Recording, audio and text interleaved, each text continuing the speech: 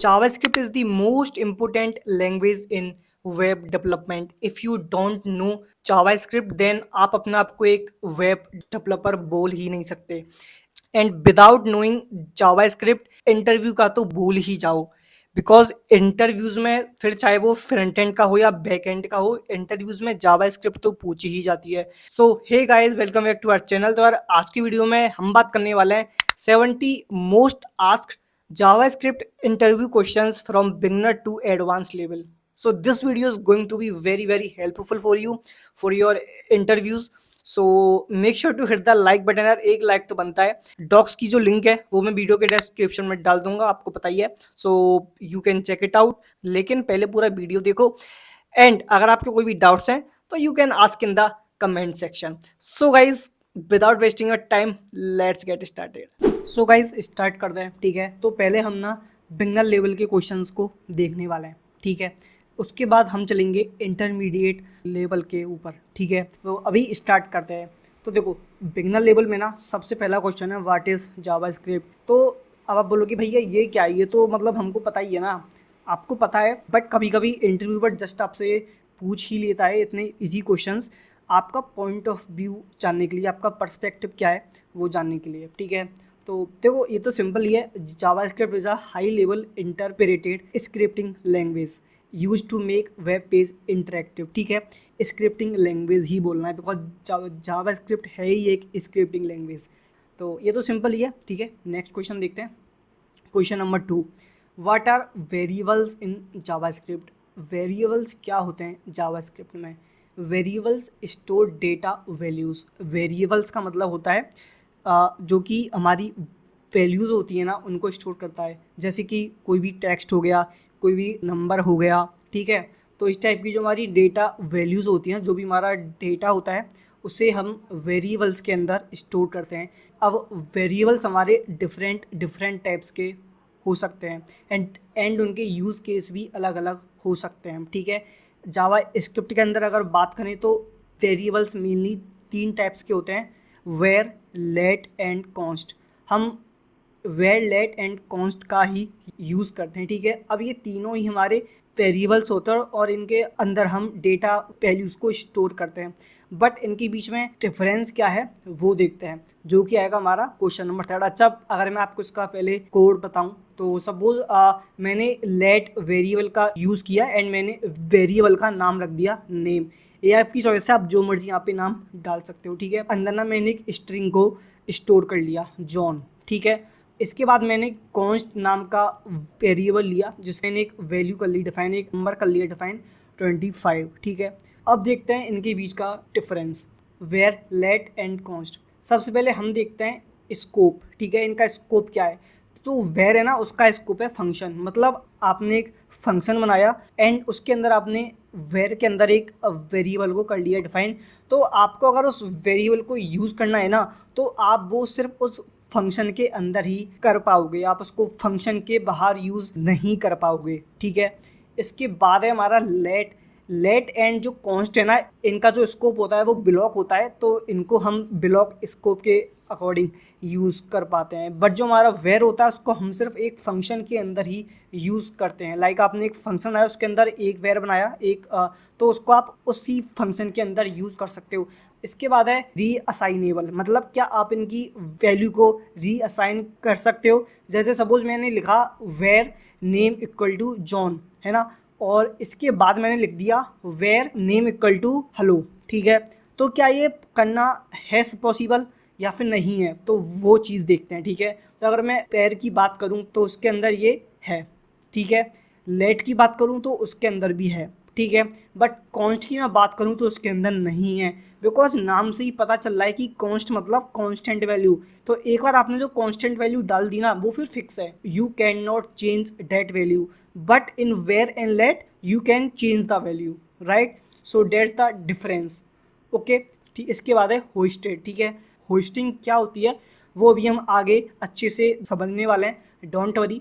But इसके अंदर ना आप वेयर को लाइक टॉप पे डिफाइन कर सकते हो, but you can not define let and const as a hoisted value. ठीक है, अब ये होस्टिंग क्या क्या होती है ये हम थोड़ी देर में ही क्वेश्चन आएगा तब हम इसे अच्छे से समझते हैं, तब आपको ये यहाँ पे जो मैंने पॉइंट बताया ये आपको अच्छे से क्लियर हो जाएगा। ठीक है, फोर्थ क्वेश्चन देखते हैं। फोर्थ क्वेश्चन है what are data types in JavaScript. Data types क्या होते हैं और कितने होते हैं। ठीक है, डेटा टाइप्स तो आपको पता ही है कि आप कितने टाइप्स में अब जो आपका डेटा है उसे डिफाइन कर सकते हो। ठीक है, अब यहाँ पे डिफरेंट टाइप्स के डेटा टाइप्स होते हैं। पहला होता है स्ट्रिंग, जिसके अंदर आप अपना नेम वगैरह डिफाइन करते हो। ठीक है, उसके बाद होता है नंबर से पता चल रहा है। उसके बाद होता है बूलियन वैल्यू, मतलब ट्रू या फॉल्स। ठीक है, इसके बाद होता है अनडिफाइंड नल ऑब्जेक्ट, मतलब जिसमें हम की और वैल्यू पेयर को करते हैं डिफाइन, और सिंबल, जो कि अभी ES6 में न्यू ऐड हुआ है सिंबल।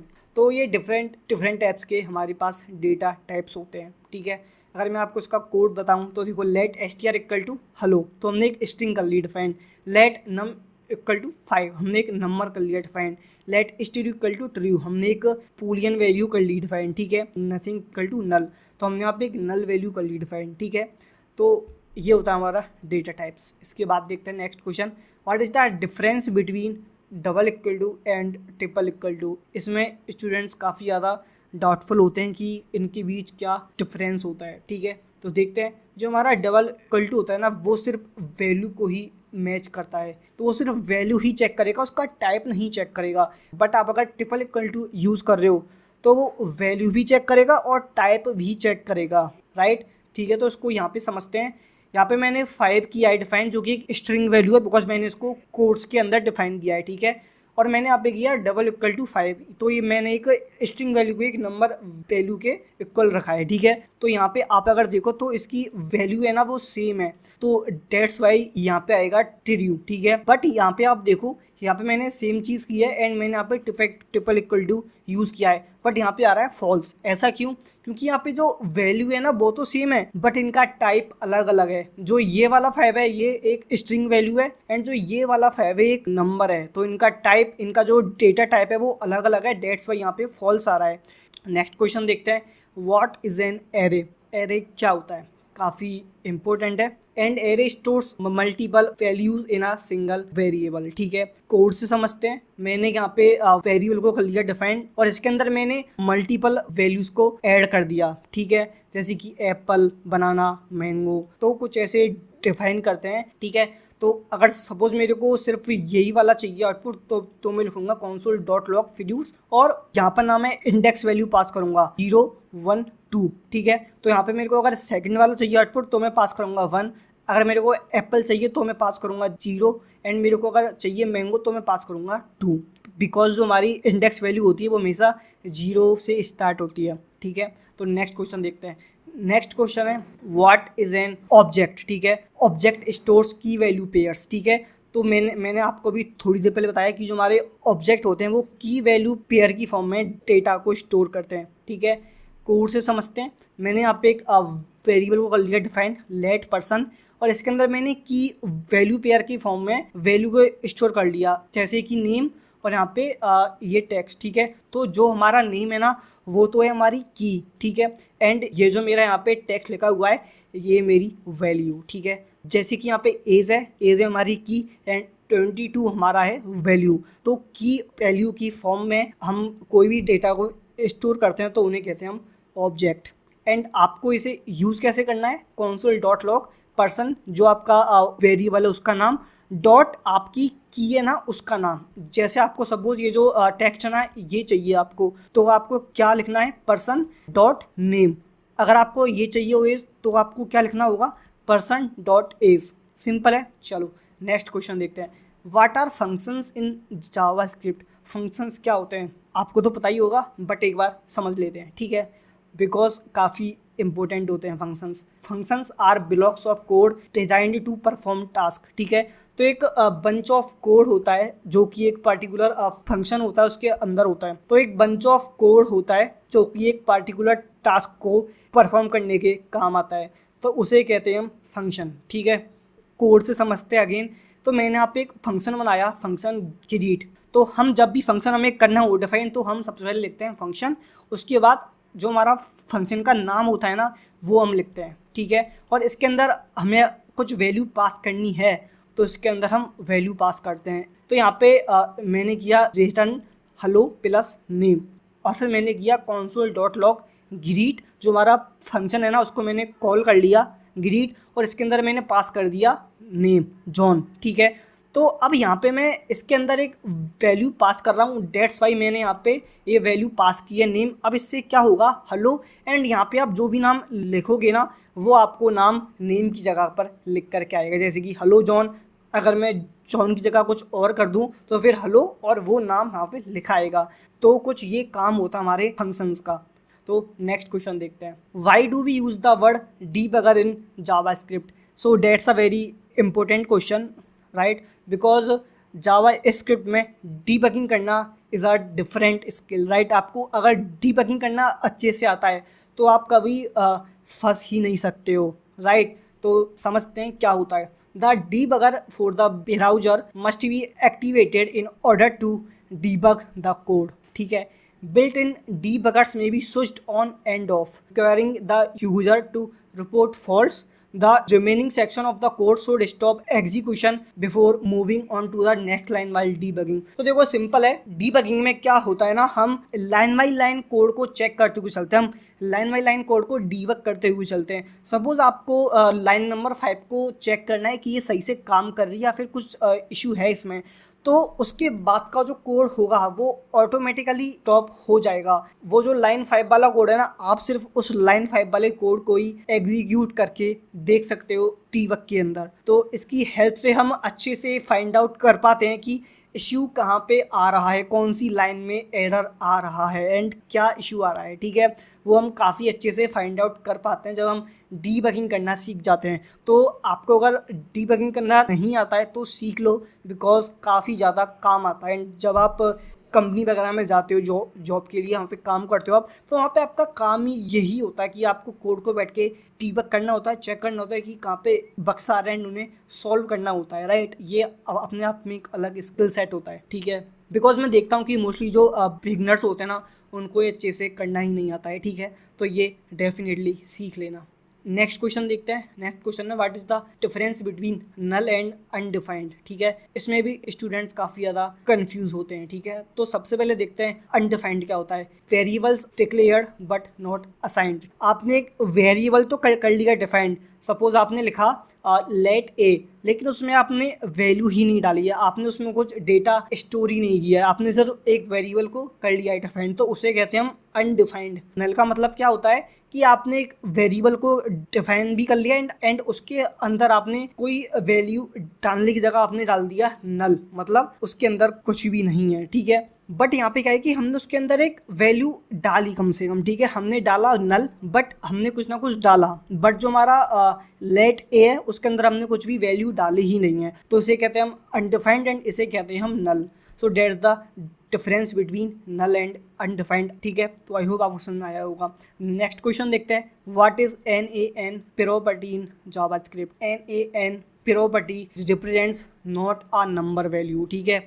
तो सपोज आपको चेक करना है कि जो वैल्यू मेरे पास है वो नंबर है या फिर नहीं है, तो वहाँ पे हम यूज़ करते हैं NaN। ये चेक करता है कि जो वैल्यू इसके पास इसको मिली है वो नंबर है या फिर नहीं है, राइट। तो उसके अकॉर्डिंग ये हमको आउटपुट देता है। तो type of NaN will return a number.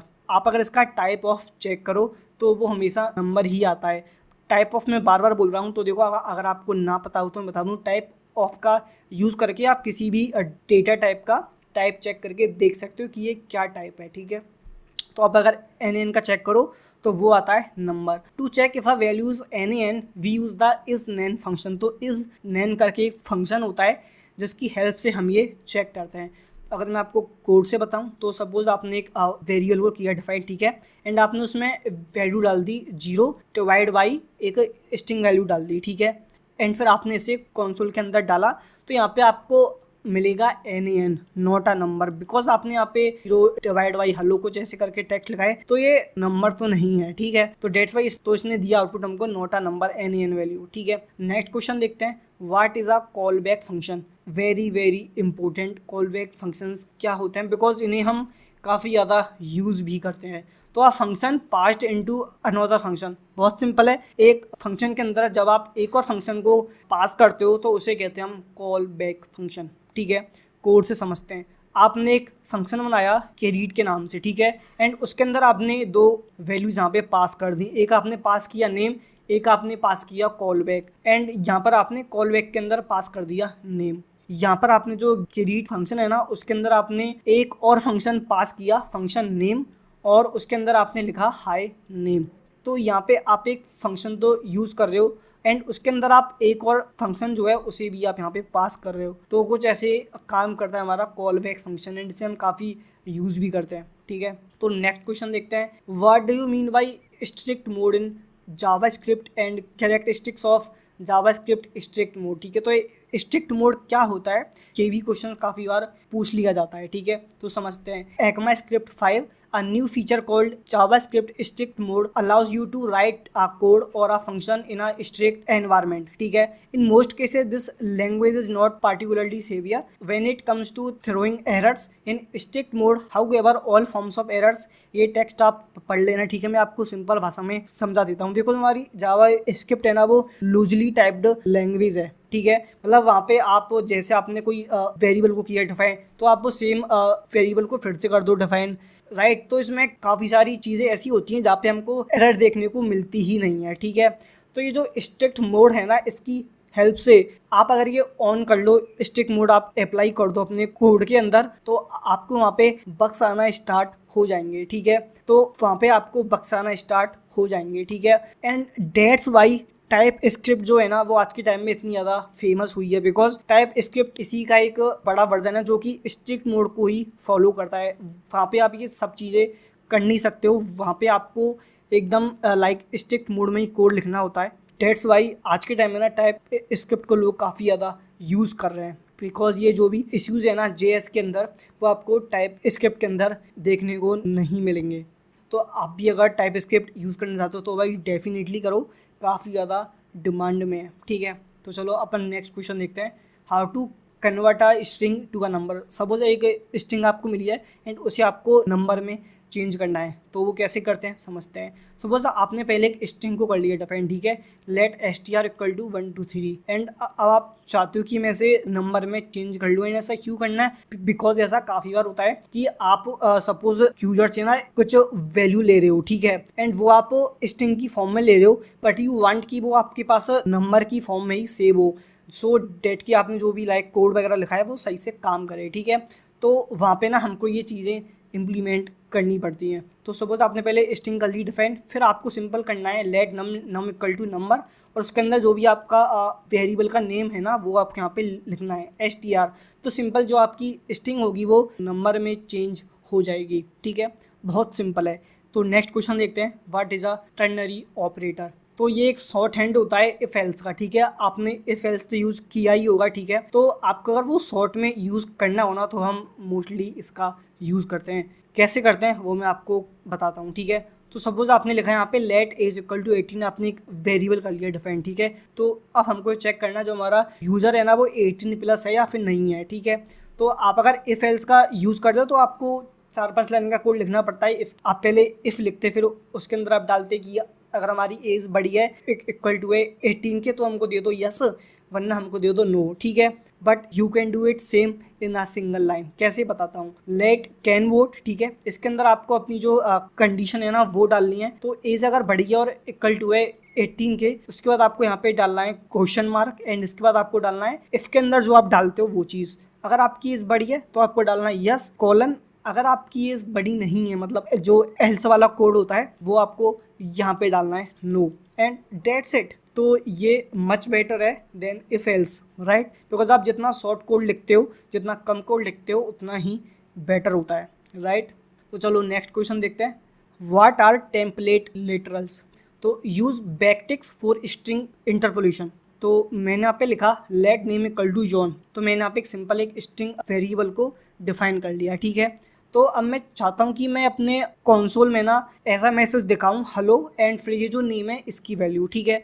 तो ये अगर मुझको करना है ना, अगर मेरे को सपोज कोई भी लॉजिक यहाँ पे ऐड करना है ना तो वहाँ पे हम बैकटिक का यूज़ करेंगे और मैं कुछ ऐसे लिखूँगा console.log, फिर मेरे को यहाँ पे जो भी अपना टेक्स्ट डालना है वो मैं टेक्स्ट डालूंगा एंड फिर मैं यहाँ पे एक डॉलर साइन यूज़ करूँगा और कर्ली ब्रेसेस के अंदर मैं लिख दूंगा अपने वेरिएबल का नाम नेम एंड बैक टिक को करूँगा क्लोज एंड यहाँ पे फिर मेरे को जो कंसोल में होगा ना आउटपुट वो मिलेगा हेलो जॉन। ठीक है, नेक्स्ट क्वेश्चन देखते हैं। What is the use of type of, इसके बारे में मैंने अभी बात की थी। To check the data type, इससे हम अपना डेटा टाइप चेक करते हैं। कैसे करते हैं? सपोज मैंने यहाँ पे लिखा console dot log type of hello. ठीक है, तो ये जो मैंने यहाँ पे लिखा है ना हेलो, इसका टाइप ऑफ क्या है?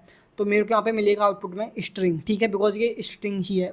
नेक्स्ट क्वेश्चन देखते हैं। व्हाट इज़ होस्टिंग, इसके बारे में मैंने अभी बात की थी। ठीक है, तो ये समझते हैं। Variables and function declarations are moved to the top. ठीक है, होस्टिंग के अंदर आप क्या करते हो?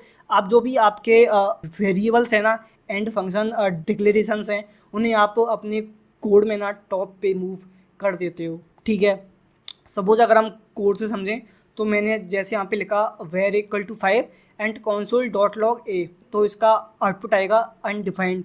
ऐसा क्यों आया? बिकॉज यहाँ पे जो मैंने वेरिएबल है ना उसे मैंने बाद में किया है डिफाइन, उससे पहले मैंने उसका कंसोल कर लिया है कि आप इसके अंदर मेरे को ए प्रिंट करके दे दो। तो वो कहाँ से करेगा प्रिंट? बिकॉज ये लाइन बाई लाइन कोड हमारा फैच होता है। तो सबसे पहले कंसोल डॉट लॉग ही हमारा फैच होगा एंड इसको मिलेगा कि जो ए है ये तो डिफाइन ही नहीं है, तो डेट्स वाई ये हमको देगा अनडिफाइंड।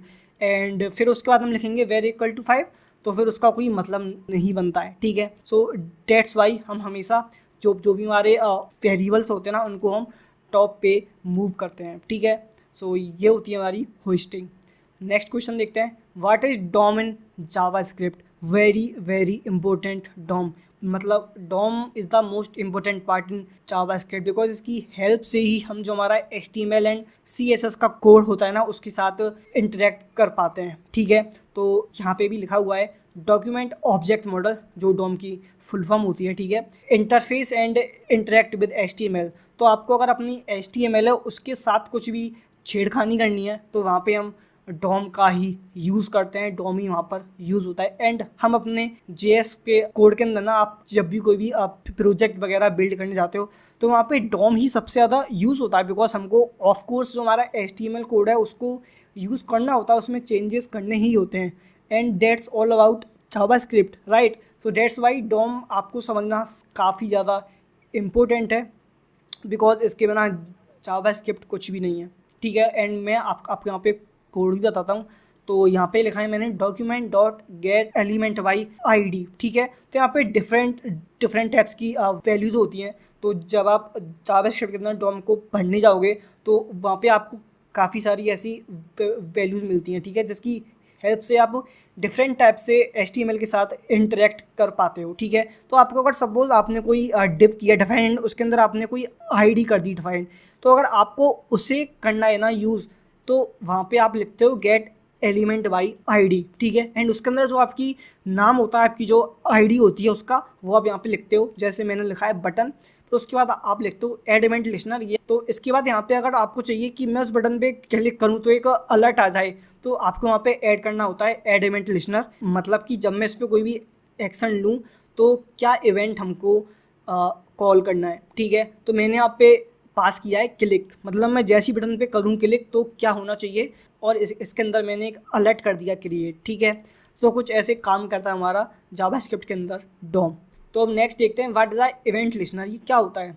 ठीक है, तो runs code when an event occur, जब कोई भी इवेंट हमारा अकर होता है ना तो वहाँ पे हम इवेंट लिस्टनर का यूज़ करते हैं। एंड तब हमको क्या कोड रन करना है वो भी हम वहाँ पे डिफाइन करते हैं। कोड से समझाता हूँ। सपोज मैंने एक बटन बना दी। ठीक है, अब मैं चाहता हूँ कि मैं जैसे इस बटन पे क्लिक करूँ तो मेरे कंसोल में ना लिखा आ जाए क्लिक्ड, मतलब मैंने उस बटन पे क्लिक कर लिया है। ठीक है, तो यहाँ पर आप समझो कि मैं बटन पे क्लिक कर रहा हूँ, मतलब एक इवेंट हो रहा है। बटन पे क्लिक करना एक वो है इवेंट। ठीक है, तो जब ये हो इवेंट तो तब मुझे क्या कोड करना है रन, तब मेरे को सिंपल करना है कंसोल डॉट लॉग, उसके अंदर मेरे को अपना टेक्स्ट डालना है। अब ये कोड कैसे करना है, तो जो मेरी बटन है मैं लिखूँगा button dot add event listener, इसके अंदर मेरे को क्या करना है इवेंट वो इवेंट है क्लिक, ठीक है। अब ये अलग अलग भी हो सकता है, ठीक है, वो डिपेंड करता है क्या कोड कर रहे हो। अभी हम यहाँ पे ले रहे हैं क्लिक, तो जब ये हो क्लिक, जब ये हो इवेंट, तब क्या हो, console डॉट लॉग क्लिक, मेरे को सिंपल मेरा जो कॉन्सोल है ना उसके अंदर एक मैसेज मिल जाए क्लिक्ड।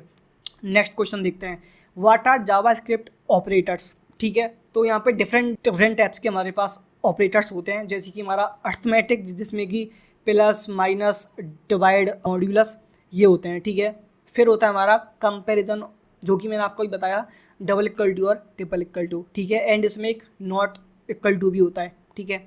इसके बाद हमारा होता है लॉजिकल ऑपरेटर, ठीक है। तो इसके अंदर जैसे कि एंड और सपोज आपको इफ के अंदर चेक करना है कि अगर ये भी सही है और ये भी सही है, तो वहाँ हम एंड यूज़ करते हैं। अगर आपको चेक करना है कि या तो ये सही है या फिर ये सही है, उसके अंदर हम और का यूज़ करते हैं। एंड अगर आपको चेक करना है अगर ऐसा ना हो, तो वहाँ पे हम ये नॉट ऑपरेटर का यूज़ करते हैं, ठीक है। तो ये तो काफ़ी सिंपल है। नेक्स्ट क्वेश्चन देखते हैं, मेंशन सम बेनिफिट्स या फिर एडवांटेजेस ऑफ जावा स्क्रिप्ट, ठीक है। तो जावा स्क्रिप्ट के क्या फ़ायदे हैं, तो ये तो हमें मालूम होना ही चाहिए, ठीक है। तो they are many benefits of JS, some of them are JS is executed on the client side as well as server side also, ठीक है। तो जो कि मैंने आपको बताया कि जो हमारी JS है, जावा स्क्रिप्ट है, वो आप फ्रंट एंड पे भी यूज़ करते हो और बैक एंड में भी यूज़ करते हो, ठीक है। JavaScript is a simple language to learn, ये डिपेंड करता है कि आपको जावा स्क्रिप्ट सिंपल लगती है या हार्ड लगती है, ठीक है। मेरे को कमेंट में बताना आपको जावा स्क्रिप्ट सिंपल लगती है या हार्ड लगती है, ठीक है। Web pages now have more functionality because of Java script, तो ये तो सही है, बिकॉज जावा स्क्रिप्ट का तो काम ही यही है, ठीक है। To the end user JavaScript is quite quick, तो ये कुछ फ़ायदे होते हैं JS के। नेक्स्ट क्वेश्चन देखते हैं, how to check if a variable is an array, तो कोई वेरिएबल है एंड वो हमें चेक करना है कि ये एरे है या नहीं, ठीक है। तो हम वहाँ पे यूज़ करते हैं इस एरे फंक्शन का, ठीक है। तो हम लिखते हैं एरे, जो भी हमारा वेरिएबल है उसका नाम एरे, और फिर हम लिखते हैं डॉट इज एरे, ठीक है। और उसके अंदर हम अपनी जो भी वैल्यूज़ होती हैं वो पास करते हैं।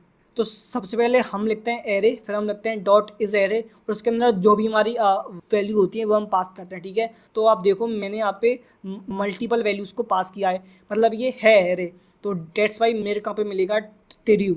नेक्स्ट देखते हैं, how to merge two arrays, suppose आपने टू अलग अलग एरे किए डिफाइन एंड आपको उन्हें मर्ज करना है, तो वो कैसे करते हैं समझते हैं। तो ये हमारी पहली array let equal to 1,2 and ये हमारी second array let B equal to 3,4, ठीक है। एंड इन्हें अगर हमें मर्ज करना ना तो बहुत सिंपल है, लेट मर्ज मतलब जो भी हमारे वेरिएबल का नाम है वो इक्वल टू, फिर आपको कुछ ऐसे लिखना है dot dot dot a comma dot dot dot b, ठीक है। तो इसकी हेल्प से जो आपकी ए और बी दोनों वो होंगी ना एरे, वो आपस में मर्ज हो जाएंगी, ठीक है। नेक्स्ट क्वेश्चन देखते हैं, how to find the length of an array और स्ट्रिंग, ठीक है। उसकी लेंथ पता करनी है कि इसके अंदर कितनी वैल्यू है, कैसे करते हैं वो देखते हैं। मैंने यहाँ पे एक स्ट्रिंग और एरे कर लिया डिफाइन, ठीक है।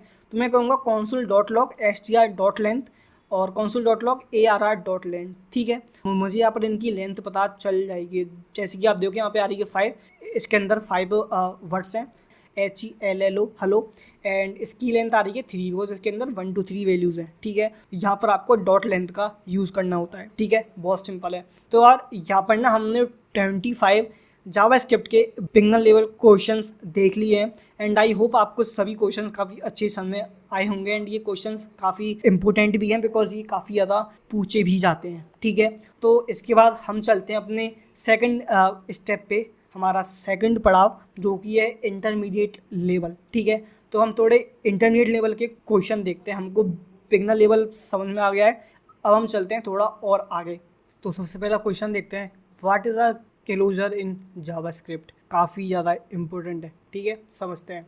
अ closure is a function that remembers is its outer scope, ठीक है। क्लोजर है ना वो एक ऐसा फंक्शन होता है जो कि अपने जो आउटर स्कोप है ना उनको याद रखता है, ठीक है। कोर्स से समझते हैं, ज़्यादा अच्छे से समझ आएगा। तो मैंने यहाँ पे एक फंक्शन बनाया, इसके अंदर मैंने एक वेरिएबल को किया define let count equals to 0, फिर इसके अंदर ना रिटर्न के अंदर मैंने एक और इसके अंदर फंक्शन बनाया, ठीक है, जिसका नाम मैंने रखा है इनर, और इसके अंदर मैंने वैल्यू दी काउंट प्लस प्लस, ठीक है। और काउंट में पहले ही डिफाइन मैंने किया है, और उसके अंदर मैंने फिर कर दिया रिटर्न काउंट, सिंपल है। इसके बाद मैंने ये जो फंक्शन है इसे किया क्लोज, और इससे जो पहले वाला था फंक्शन वही मैंने कर दिया क्लोज, ठीक है। अब यहाँ पे देखते हैं, मैंने लिखा कॉन्स्ट काउंटर, और इसके अंदर मैंने जो हमारा मेन वाला वो है ना फंक्शन, वो मैंने यहाँ पे पास कर दिया console डॉट लॉग काउंटर। तो यहाँ पे हमको मिलेगा आउटपुट 1। 1 क्यों? बिकॉज यहाँ पे ये जो इनर वाला वो है ना फंक्शन, इसके अंदर मैंने लिखा है, इसके अंदर मैंने लिखा है काउंट प्लस प्लस, एंड ये जो फंक्शन है ना इससे बाहर हमने वेरिएबल को किया है डिफाइंड काउंट इक्वल्स टू 0।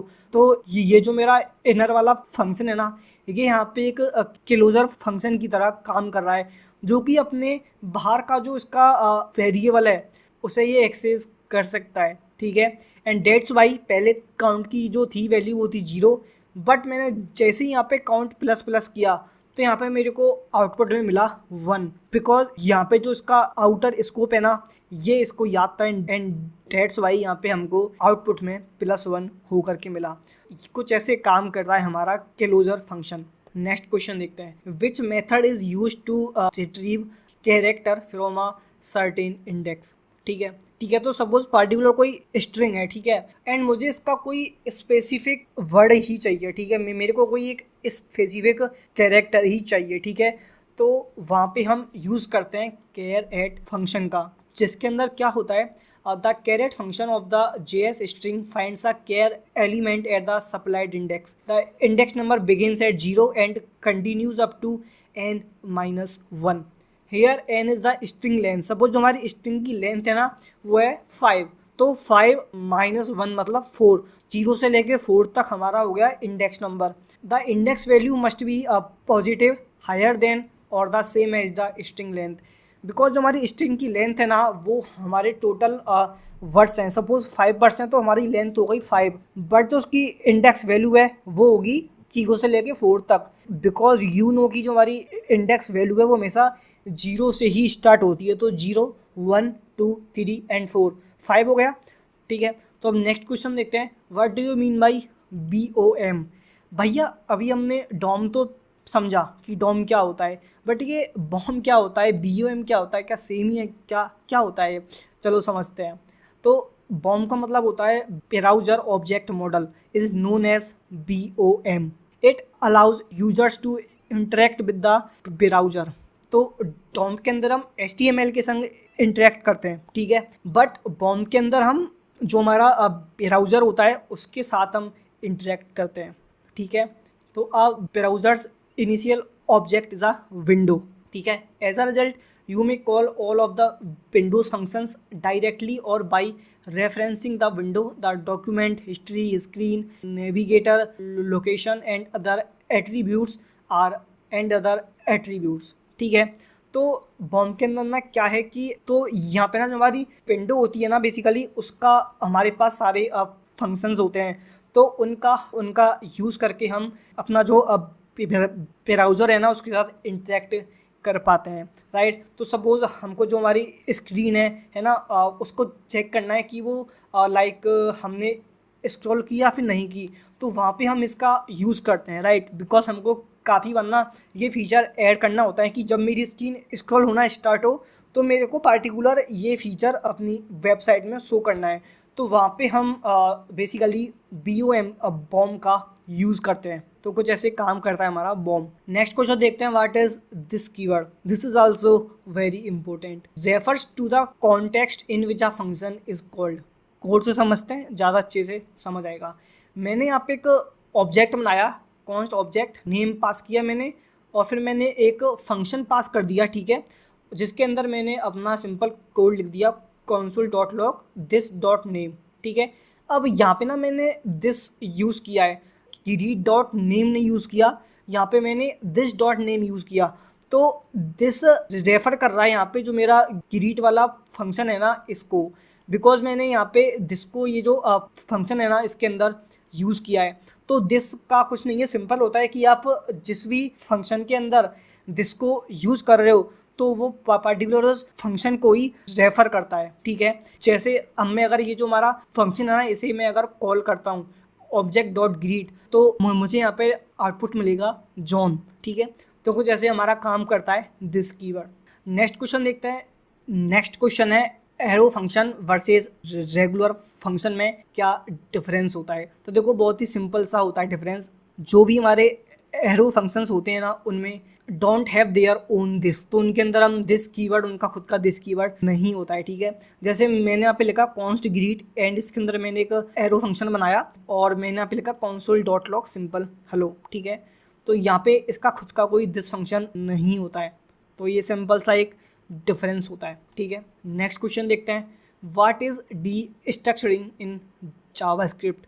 इसका ना सिंपल सा मीन्स होता है कि suppose you have any object और एरे, तो वहाँ से अगर आपको पर्टिकुलर कोई वैल्यू चाहिए ना तो वहाँ पे हम करते हैं डी स्ट्रक्चरिंग। ठीक है, कैसे करते हैं कोड से समझते हैं। ठीक है, तो मैंने यहाँ पे लिखा let a comma b equal to 1,2। तो यहाँ पे ना मैं ए और बी के अंदर ना वैल्यू सेट कर रहा हूँ। तो यहाँ पे मैंने इसको सेट कर दिया ए इक्वल टू 1 और बी इक्वल टू 2, तो मैंने इसको डी स्ट्रक्चर कर दिया। ठीक है, जैसे कि मैंने यहाँ पे लिखा लेट नेम और नेम के अंदर मैंने यहाँ पे डाल दिया जॉन। तो ये जो हमारा ऑब्जेक्ट है ना नेम, इसके अंदर मैंने इसको एक वैल्यू दे दिया है जॉन। तो ये होता है हमारा डी स्ट्रक्चरिंग इन जावास्क्रिप्ट। ये भी हम काफ़ी बार काफ़ी जगह पर यूज़ करते हैं। तो अब नेक्स्ट क्वेश्चन देखते हैं। What is a promise in JavaScript. ये भी काफ़ी इंपॉर्टेंट है बिकॉज ये भी हम काफ़ी ज़्यादा यूज़ करते हैं। ठीक है, तो इसको समझते हैं अच्छे से। Used for async operations. ठीक है, promise in JavaScript is an object that represents the eventual completion of an async operation and its result. ठीक है, तो इसे सिंपल एक एग्जाम्पल से समझते हैं, आपको ज़्यादा अच्छे से समझ आएगा। ठीक है, तो think of it like ordering food. ठीक है, सपोज आपने फूड किया ऑर्डर। ठीक है, सबसे पहला क्या काम होगा, यू प्लेस एंड ऑर्डर। आपने जो आपको भी पसंद है वो आपने जो आपका ऑर्डर है ना वो आपने प्लेस कर दिया। ठीक है, मतलब स्टार्ट एन असिंक टास्क।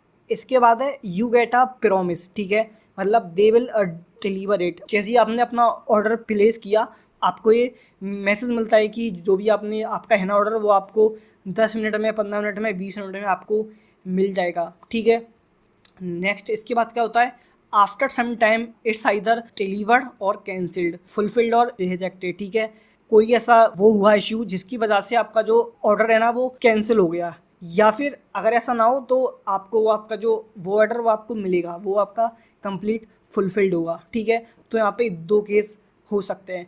तो यही सेम चीज़ हमारे कोड के अंदर भी होती है। ठीक है, इसके अंदर ना 3 स्टेट होती हैं, पेंडिंग, फुलफिल्ड और रिजेक्टेड। ठीक है, तो सबसे पहली स्टेट है पेंडिंग। इसके अंदर क्या होता है, था operation is still in progress, तो वो अभी रास्ते में है। ठीक है, फुलफिल्ड में क्या होता है कि आपका ऑर्डर कंप्लीटली सक्सेसफुल हो चुका है, मतलब आपने जो भी कोड किया है ना वो अच्छे से सक्सेसफुली एग्जीक्यूट हो चुका है। थर्ड स्टेट है रिजेक्टेड, मतलब फेल हो चुका है। तो इसको ना एक बार कोड की हेल्प से समझते हैं।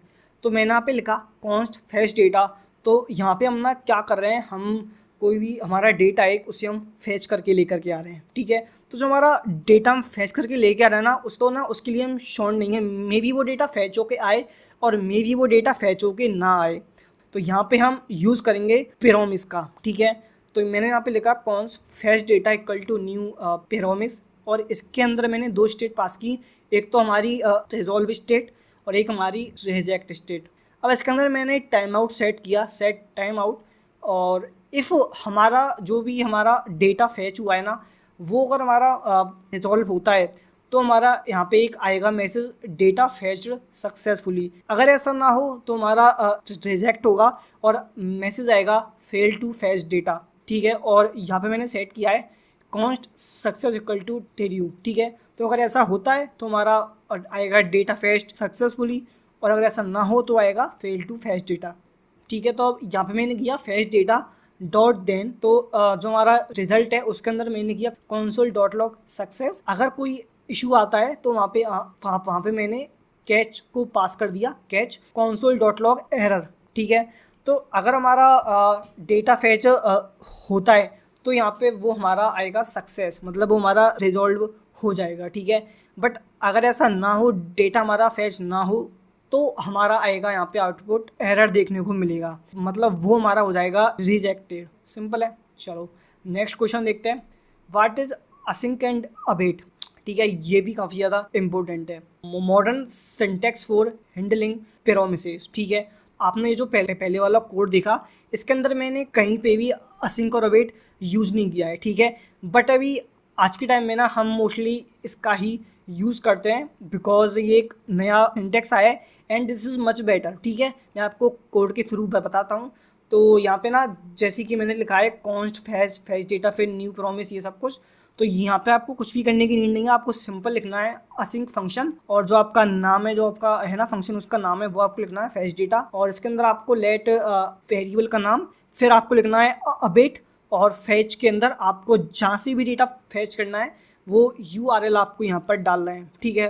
तो इसकी ठीक है, और फिर इसके बाद आपको ये जो भी कोड है ये आपको सेम टू सेम यहाँ पे लिखना है, ठीक है। कि अगर मेरा ये सक्सेस होता है तो मेरे को क्या करना है शो, और ये अगर रिजेक्ट होता है तो मेरे को क्या शो करना है, ठीक है। तो ये होता है हमारा असिंक और अवेट। नेक्स्ट क्वेश्चन देखते हैं, what are high order functions. Functions that take और रिटर्न अदर फंक्शंस, ठीक है। ऐसे फंक्शंस जो कि दूसरे फंक्शंस को ही रिटर्न करते हैं, रिटर्न करते हैं, तो उन्हें हम कहते हैं हाई ऑर्डर फंक्शंस, ठीक है। अगर मैं आपको यहाँ पे कोड बताऊँ तो मैंने लिखा है फंक्शन ग्रीट FN, फिर मैंने इसके अंदर ना FN नाम के फंक्शन को ही यहाँ पे मैंने कॉल कर लिया है, ठीक है। तो ये जो ग्रीट हमारा फंक्शन है ना, ये एक हाई ऑर्डर फंक्शन हुआ बिकॉज इसके अंदर हम ना एक दूसरे फंक्शन को ही पास कर रहे हैं, ठीक है। सिंपल है। नेक्स्ट क्वेश्चन देखते हैं, इज जावास्क्रिप्ट अ पासवाई रेफरेंस और पासवाई वैल्यू लैंग्वेज। इंपॉर्टेंट है, ये इंटरव्यूज में काफ़ी पूछते हैं, ठीक है। तो the answer is variables data is always a reference for objects, hence it's always pass by value, ठीक है। तो ये हमेशा पास वाई वैल्यू ही होता है। As a result if you supply an object and alter its members inside the method, the changes continue outside of it, it appears to be pass by reference in this case. However, if you modify the values of the object variable, the change will not last, demonstrating that is it indeed passed by value. तो मोटा मोटा मैं आपको बताऊं तो जो हमारा जावा script होता है ना, वो पास बाई वैल्यू लैंग्वेज ही होता है, ठीक है। तो यहाँ पे ये, तो नेक्स्ट क्वेश्चन देखते हैं, what are primitive data types in JavaScript. Primitive data types क्या होते हैं, ठीक है। जो हमारे डेटा टाइप्स होते हैं ना वो टू टाइप्स के होते हैं, एक तो प्रिमिटिव एंड एक नॉन प्रिमिटिव, ठीक है। अब ये प्रिमिटिव डेटा टाइप्स क्या होते हैं देखते हैं। अब primitive is a data type that isn't composed of other data types, it's only capable of displaying one value at a time. By definition, every primitive is a built-in data type. Not all built-in data sets are primitives. In JS, there are 5 different forms of basic data, जैसे कि boolean, undefined, null, number और string, ठीक है। बहुत सिंपल है। जो हमारे प्रिमिटिव डेटा टाइप्स होते हैं ना, वो एक बार में एक ही वैल्यू को स्टोर करते हैं, जैसे कि नंबर, स्ट्रिंग, ठीक है। बट जो हमारे नॉन प्रिमिटिव डेटा टाइप्स होते हैं ना, वो एक बार में ही मल्टीपल वैल्यूज स्टोर करते हैं, एंड इसका एग्जांपल है ऑब्जेक्ट एंड एरे, राइट। तो काफ़ी सिंपल है। नेक्स्ट क्वेश्चन है, explain map, filter and reduce functions, ठीक है। तो जो हमारा मैप है ना, वो काम आता है ट्रांसफॉर्म आइटम्स, ठीक है। एंड आपको जब भी कोई भी मल्टीपल वैल्यूज वगैरह में लूप का यूज़ करना हो तो वहाँ पर भी हम मैप का यूज़ करते हैं, ठीक है। सपोज कोई एरे है तो उसकी आपको अगर सभी वैल्यूज़ चाहिए, अगर उसकी जो सभी वैल्यूज़ हैं उनको फैच करना है, तो वहाँ पे हम मैप का यूज़ करके ना उन सभी जो वैल्यूज़ हैं उनको फैच कर सकते हैं, तो वो हम इजीली कर पाते हैं, ठीक है। एंड इसके बाद हमारा फिल्टर, रिमूव आइटम्स, ठीक है। तो आपको कोई भी आइटम है वो रिमूव करना है, उसे फिल्टर आउट करना है, तो वहाँ पे हम फिल्टर का यूज़ करते हैं। इसके बाद है रिड्यूस, ठीक है। तो इसका मतलब है एग्रीगेट आइटम्स। आपको नाम से ही पता चल रहा है कि आपको अगर जो भी हमारे हैं आइटम उनको रिड्यूस करना है, तो वहाँ पे हम इसका यूज़ करते हैं, ठीक है। अगर मैं आपको जैसे मैं कोड बताऊं, जैसे यहाँ पे एक एरे है जिसके अंदर वैल्यूज़ हैं 1 2 3, इसके अंदर मैंने मैप का किया यूज़ और इसके अंदर मैंने कोड किया x equal to x multiply by 2। तो इसके अंदर क्या होगा, जो भी हमारी वैल्यूज़ है ना, इसके अंदर उनमें 2 का मल्टीप्लाई हो जाएगा एंड इसका हमको वैल्यू मिलेगी 2 4 6, ठीक है। तो यहाँ पे हमारा एक काम आता है, ठीक है। तो अब नेक्स्ट क्वेश्चन देखते हैं, difference between shallow copy and deep copy. समझते हैं क्या होता है, ठीक है। तो when you copy an object और array in JS it can be done in 2 ways, shallow copy और डीप कॉपी। जब आप कोई भी ऑब्जेक्ट और एरे कॉपी करते हो तो वो 2 वेज में होता है, या तो शैलो कॉपी या डीप कॉपी। अब ये शैलो कॉपी और डीप कॉपी क्या होता है वो समझते हैं। A shallow copy means copying the top level of the object or array, but nested array are still shared। Code से समझते हैं। मैंने यहाँ पे एक ऑब्जेक्ट बनाया, इसके अंदर मैंने की वैल्यूज़ पास कर दी है, ठीक है। फिर मैंने किया कॉन्स्ट शैलो कॉपी और इसके अंदर मैंने स्प्रेड ऑपरेटर का यूज़ करके ये जो हमारा ऑब्जेक्ट है ना, इसको मैंने इसके अंदर कॉपी कर दिया, ठीक है। सिंपल मेरे को डॉट डॉट डॉट और जो मेरा है ना ऑब्जेक्ट उसका नाम लिखना है कर्ली ब्रेसेस के अंदर, ठीक है। तो ये सिंबल इसके अंदर कॉपी हो जाएगा, ठीक है। फिर मैंने यहाँ पे क्या किया, जो इसकी वैल्यूज़ है ना वो मैंने यहाँ पे चेंज कर दी। मैंने किया शैलो कॉपी डॉट नेम और shallow copy dot address dot city, ये मैंने चेंज कर दिया, ठीक है। अब आप यहाँ पे अगर देखो तो मैंने यहाँ पे नेम के अंदर सिंपल टेक्स्ट डाल दिया, ठीक है। ये की ये वैल्यू। फिर मैंने इसके अंदर क्या किया, एक मैंने की बनाई और इसके अंदर जाके मैंने एक और की बनाई, फिर उसके अंदर मैंने वैल्यू पास की है, ठीक है। तो ये एक नेस्टेड ऑब्जेक्ट हो गया। तो यहाँ पे ना अब मैं अगर इसका आउटपुट देखूँ, कंसोल डॉट लॉग के अंदर मैंने जो हमारा मेन वो ऑब्जेक्ट है उसके अंदर मैंने डॉट नेम किया और डॉट एड्रेस डॉट सिटी किया, ठीक है। तो जो हमारा डॉट नेम है ना वो तो हमें जो इसका हमने यहाँ पे नेम लिखा हुआ है वही सेम टू सेम मिलेगा, तो मतलब उस पर कोई भी अफेक्ट नहीं पड़ेगा, ठीक है। बट यहाँ पे जो हमारा ये जो नेस्टेड की वैल्यू हमने यहाँ पे किया है ना डिफाइन, इस पे अफेक्ट पड़ेगा। एंड जो मैंने यहाँ पे जो भी नेम मैंने यहाँ पे लिखा होगा वो नेम यहाँ पे शेयर्ड हो जाएगा, बिकॉज यहाँ पे देखो मैंने यहाँ पे लिखा है object and array are still shared, मतलब वो आपस में शेयर हो जाएंगे, ठीक है। तो जैसे ही मैंने यहाँ पे जो वैल्यू को चेंज किया ना, तो इसके आउटपुट में भी मेरे को यहाँ पे मुंबई देखने को मिल जाएगा, जबकि यहाँ पे सेट है दिल्ली, बट मेरे को यहाँ पे मिलेगा मुंबई, बिकॉज यहाँ पे हम शैलो कॉपी का यूज़ कर रहे हैं जिसके अंदर सिर्फ टॉप लेवल ऑब्जेक्ट और एरे कॉपी होता है, ठीक है। बट डीप कॉपी में ऐसा बिल्कुल भी नहीं है। डीप कॉपी कम्प्लीटली कॉपी होता है, मतलब उसमें लाइक जो टॉप लेवल है वो भी कॉपी होगा एंड जो नेस्टेड है वो भी कॉपी होगा। कोड से समझते हैं, ठीक है। तो मैंने सिंपल वही पहले वाला ऑब्जेक्ट है वो बना लिया, फिर मैंने लिखा डीप कॉपी और मैंने यहाँ पे स्ट्रक्चर के लिए उनका यूज़ करके जो मेरा पहले वाला है ना ऑब्जेक्ट उसको मैंने यहाँ पे कॉपी कर लिया, ठीक है। फिर मैंने इनकी जो वैल्यूज़ है वो चेंज की, बट मैंने यहाँ पे अभी डीप कॉपी का यूज़ किया। मैंने यहाँ पे अभी डीप कॉपी किया, मतलब ये कम्प्लीटली होगा कॉपी, मतलब जो हमारा न्यू ऑब्जेक्ट होगा ना वो एक इंडिपेंडेंट ऑब्जेक्ट होगा, उसकी अपनी खुद की अलग वैल्यूज़ होंगी, ठीक है।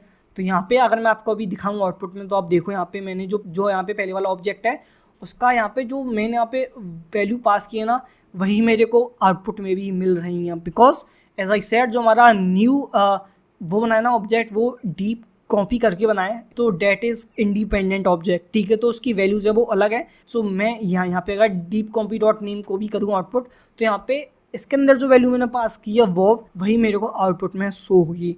तो that's the difference between shallow copy and deep copy, ठीक है। तो नेक्स्ट क्वेश्चन देखते हैं। नेक्स्ट क्वेश्चन है how does prototypal inheritance work. तो काफ़ी ज़्यादा सिंपल है। Objects inherit properties from prototypes, ठीक है। जो भी हमारे प्रोटोटाइप्स होते हैं ना उनकी जो भी प्रॉपर्टीज होती हैं उन्हीं को हमारा जो है ऑब्जेक्ट वो कॉपी करता है एंड उन्हीं को वो इनहेरिट करता है। So that's very simple, dates all about प्रोटोटाइपल inheritance, ठीक है। नेक्स्ट देखते हैं what is the spread operator.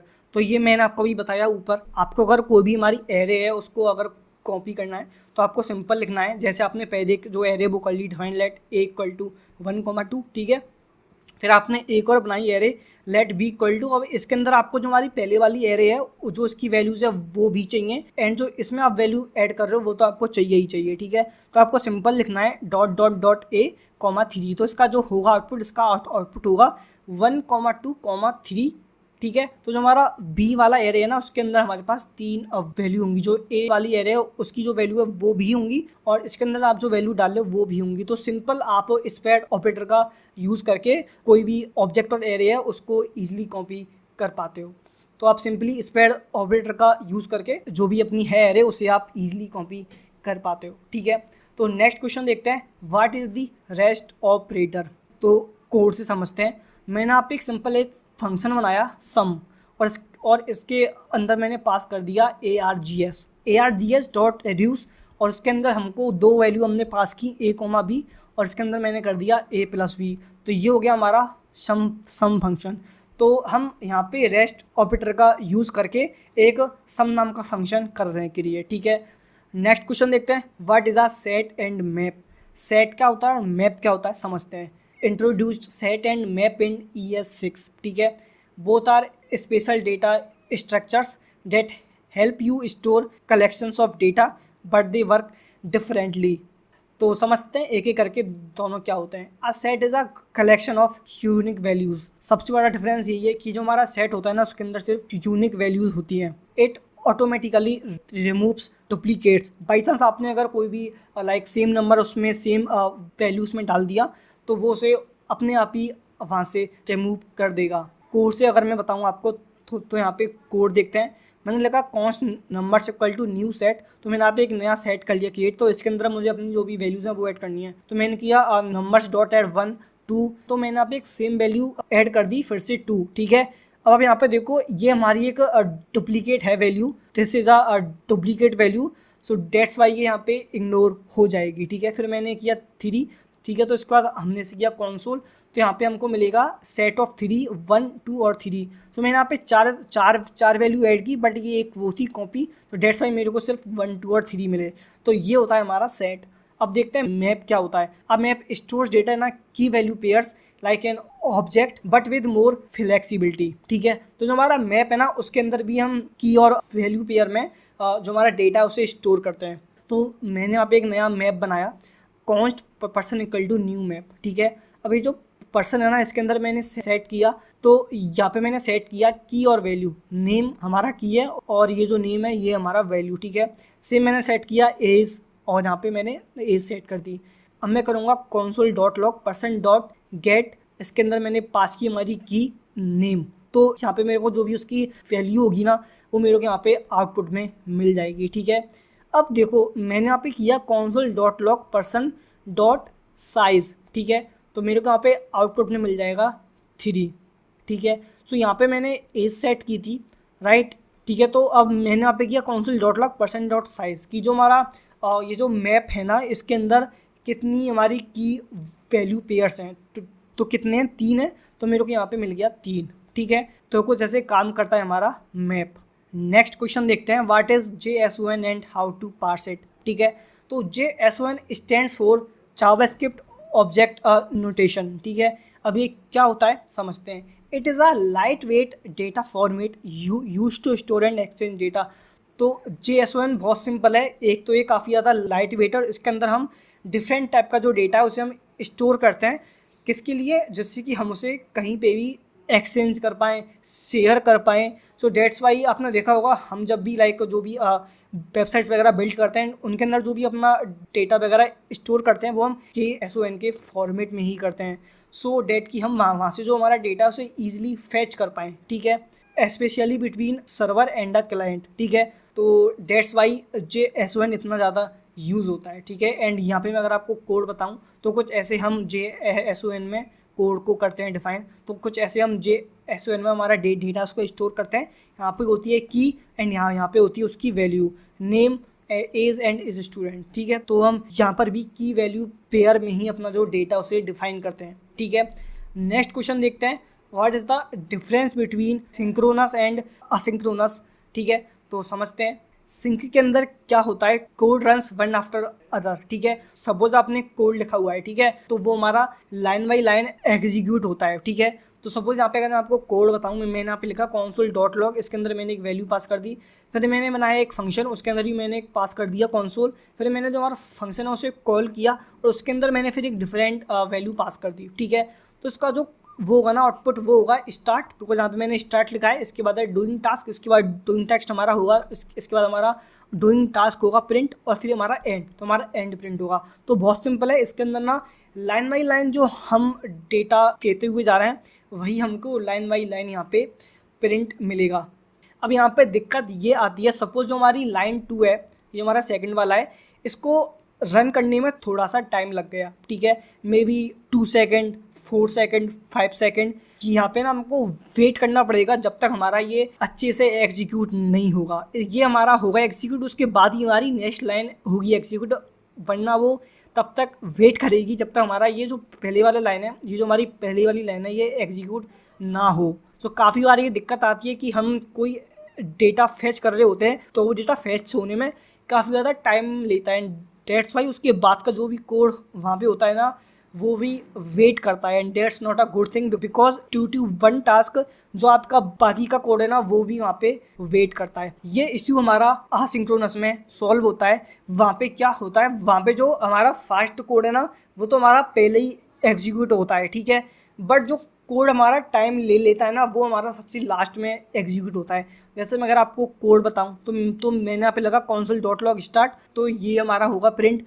इसके बाद मैंने ना एक सेट टाइम आउट सेट कर दिया जिसके अंदर मैंने ये टेक्स्ट प्रिंट कराया, बट मैंने यहाँ पे इसको वेट करने का बोला 2 सेकंड, और इसके बाद मैंने एक और मैसेज किया प्रिंट एंड। इसमें क्या आएगा सीक्वेंस, पहले आएगा स्टार्ट फिर आएगा एंड, इसके बाद आएगा हमारा ये सेकंड वाला। क्यों ऐसा क्यों हुआ, बिकॉज यहाँ पे ना इसने वेट नहीं किया कि जो इससे पहले वाला हमारा कोड है उसका इसने वेट नहीं किया कि ये कब होगा कंप्लीट और ये कब प्रिंट होगा। तो यहाँ पे क्या हुआ, ये जो वेट वाला कोड है ना ये सबसे लास्ट में जाके हमारा रन हुआ, जो हमारा बाकी का कोड था वो हमारा पहले ही रन हो गया। सो डेट्स वाई ये जो इशू है ये हमारा यहाँ पे सॉल्व हुआ कि हमको पर्टिकुलर लाइन है उसकी वजह से हमको सारे कोड को वेट करना होता है। तो अब यहाँ पे क्या होगा, जो बाकी का कोड है ना वो अपना रन हो जाएगा, बट जो हमारा ये पर्टिकुलर लाइन है ना ये हमारी आराम से लास्ट में एग्जीक्यूट होके रन होगी, ठीक है। सो ये होता है डिफरेंस। नेक्स्ट क्वेश्चन देखते हैं, what is local storage. Local storage क्या होता है, स्टोर्स डेटा इन ब्राउज़र। सिंपल है, लोकल स्टोरेज है ना उसमें क्या होता है कि आप जो भी डेटा वगैरह करते हो ना स्टोर, वो हमारा ब्राउज़र पर ही स्टोर होता है, ठीक है। तो जैसे मैंने यहाँ पे लगा local storage dot set item user और उसका मैंने नाम डाल दिया John.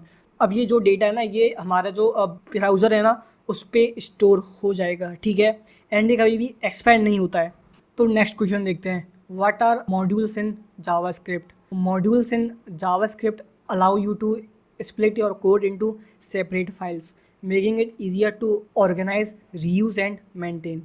Each module has its own scope, meaning variable or functions inside a module are not accessible outside unless you export them, ठीक है। मॉड्यूल बेसिकली काफ़ी सिंपल है, इसकी हेल्प से ना आप अपना कोड है ना उसको डिफरेंट फाइल्स में स्प्लिट कर पाते हो। सपोज आपने काफ़ी सारा कोड लिखा है एंड वो आपको अलग अलग फाइल्स में करना है स्प्लिट, तो वहाँ पे हम मॉड्यूल का यूज़ करते हैं। And using export and import आप इन्हें आपस में यूज़ भी कर पाते हो। 5 फाइल्स बनाई एंड जो सेकंड वाली फाइल है वो उसका आपको यूज़ करना है पहली वाली फाइल में, ठीक है। तो आपको जो सेकंड वाली फाइल है ना उसे आपको करना पड़ेगा एक्सपोर्ट एंड आपको फिर उसे अपनी पहली वाली फाइल में करना पड़ेगा इंपोर्ट, ठीक है। इसको मैं कोड की हेल्प से आपको करता हूँ एक्सप्लेन, ठीक है। सपोज मैंने आप एक फाइल बनाई math.js, ठीक है, ये एक हमारी मॉड्यूल फाइल है, ठीक है। तो इसके अंदर मैंने अपना सिंपल जो भी मेरे को फंक्शन वगैरह करना था क्रिएट, वो मैंने यहाँ पे कर लिया क्रिएट, ठीक है। अब मैंने यहाँ पे क्या किया ना, सिंपल मैंने ये जो हमारा है फंक्शन इसके आगे मैंने लगा दिया एक्सपोर्ट। सिंपल आपको जो आपका फंक्शन है ना उसके आगे आपको लिखना है एक्सपोर्ट एंड फिर आप उसे कहीं पे भी इंपोर्ट कर पाओगे, ठीक है। तो मैंने यहाँ से इसे एक्सपोर्ट कर दिया है, ये जो प्लस वाला ये जो ऐड वाला फंक्शन है एंड जो मल्टीप्लाई वाला फंक्शन है इसे भी मैंने यहाँ पे एक्सपोर्ट कर दिया है, ठीक है। तो सपोज ये हमारी फाइल बनती है, ठीक है। अब ये हमारी फाइल 2, ठीक है। अब इसके अंदर मुझे ना तो इसके अंदर अब मुझे ये जो हमारे फंक्शन है ना इन्हें मुझे यहाँ पे इंपोर्ट करना पड़ेगा बिकॉज मैं इनका यूज़ करने वाला हूँ, ठीक है। मैं इन्हें पास करने वाला हूँ बेसिकली। तो यहाँ पे मैं करूँगा ऐसे इंपोर्ट। सिंपल आपको कुछ नहीं करना, आपको लिखना है इंपोर्ट और उसके अंदर आपका जो भी फंक्शन का नाम है ना वो आपको पास कर देना है। जैसे मेरे को यहाँ पे 2 फंक्शन चाहिए तो मैं लिखूँगा ऐड और मल्टीप्लाई। फ्रॉम आप कौन सी फाइल से उसे इंपोर्ट कर रहे हो वो भी आपके यहाँ पे मेंशन करना पड़ेगा। तो मैंने इंपोर्ट कर रहा हूँ math.js से, ठीक है। तो इसके अंदर है math.js, ठीक है। अब मेरे को सिंपल यहाँ पे सिर्फ वैल्यू पास करनी है। console.log ऐड फंक्शन के अंदर 2 वैल्यू पास करनी है 2 और 3, और जो मल्टीप्लाई है उसके अंदर भी 2 वैल्यू पास करनी है 2 और 4, एंड ये हमारा अच्छे से वर्क करेगा।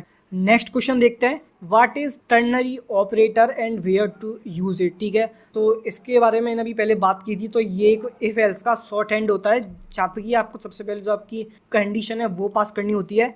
इसके बाद जो आपको एक्सप्रेशन इफ ट्रू, तो अगर आपकी जो कंडीशन है वो सही है तो आपको क्या वैल्यू पास करनी है वो आपको यहाँ पे लिखनी होती है। ठीक है, इससे पहले आपको एक क्वेश्चन मार्क भी ऐड करना होता है। इसके बाद आपको एक्सप्रेशन इफ फॉल्स, अगर जो आपकी कंडीशन है वो फॉल्स होती है तब आपको यहाँ पे क्या कोड करना है एग्जीक्यूट, वो आपको यहाँ पर लिखना होता है। ठीक है, सिंपल है।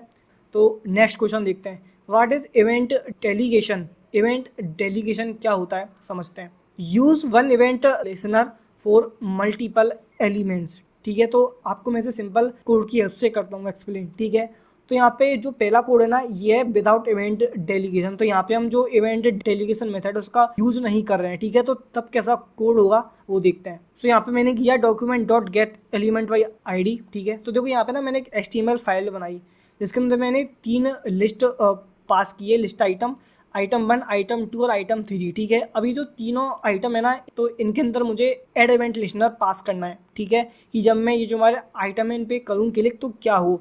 तो अब यहाँ पे ना मेरे को कोड के अंदर क्या करना पड़ेगा, मेरे को हर एक जो आइटम है उसके अंदर अलग अलग एड इवेंट लिस्नर यूज करना पड़ेगा। ठीक है, जैसे सपोज जो हमारा आइटम 1 है उसके अंदर मेरे को अलग से पास करना पड़ेगा, आइटम 2 के अंदर फिर से पास करना पड़ेगा।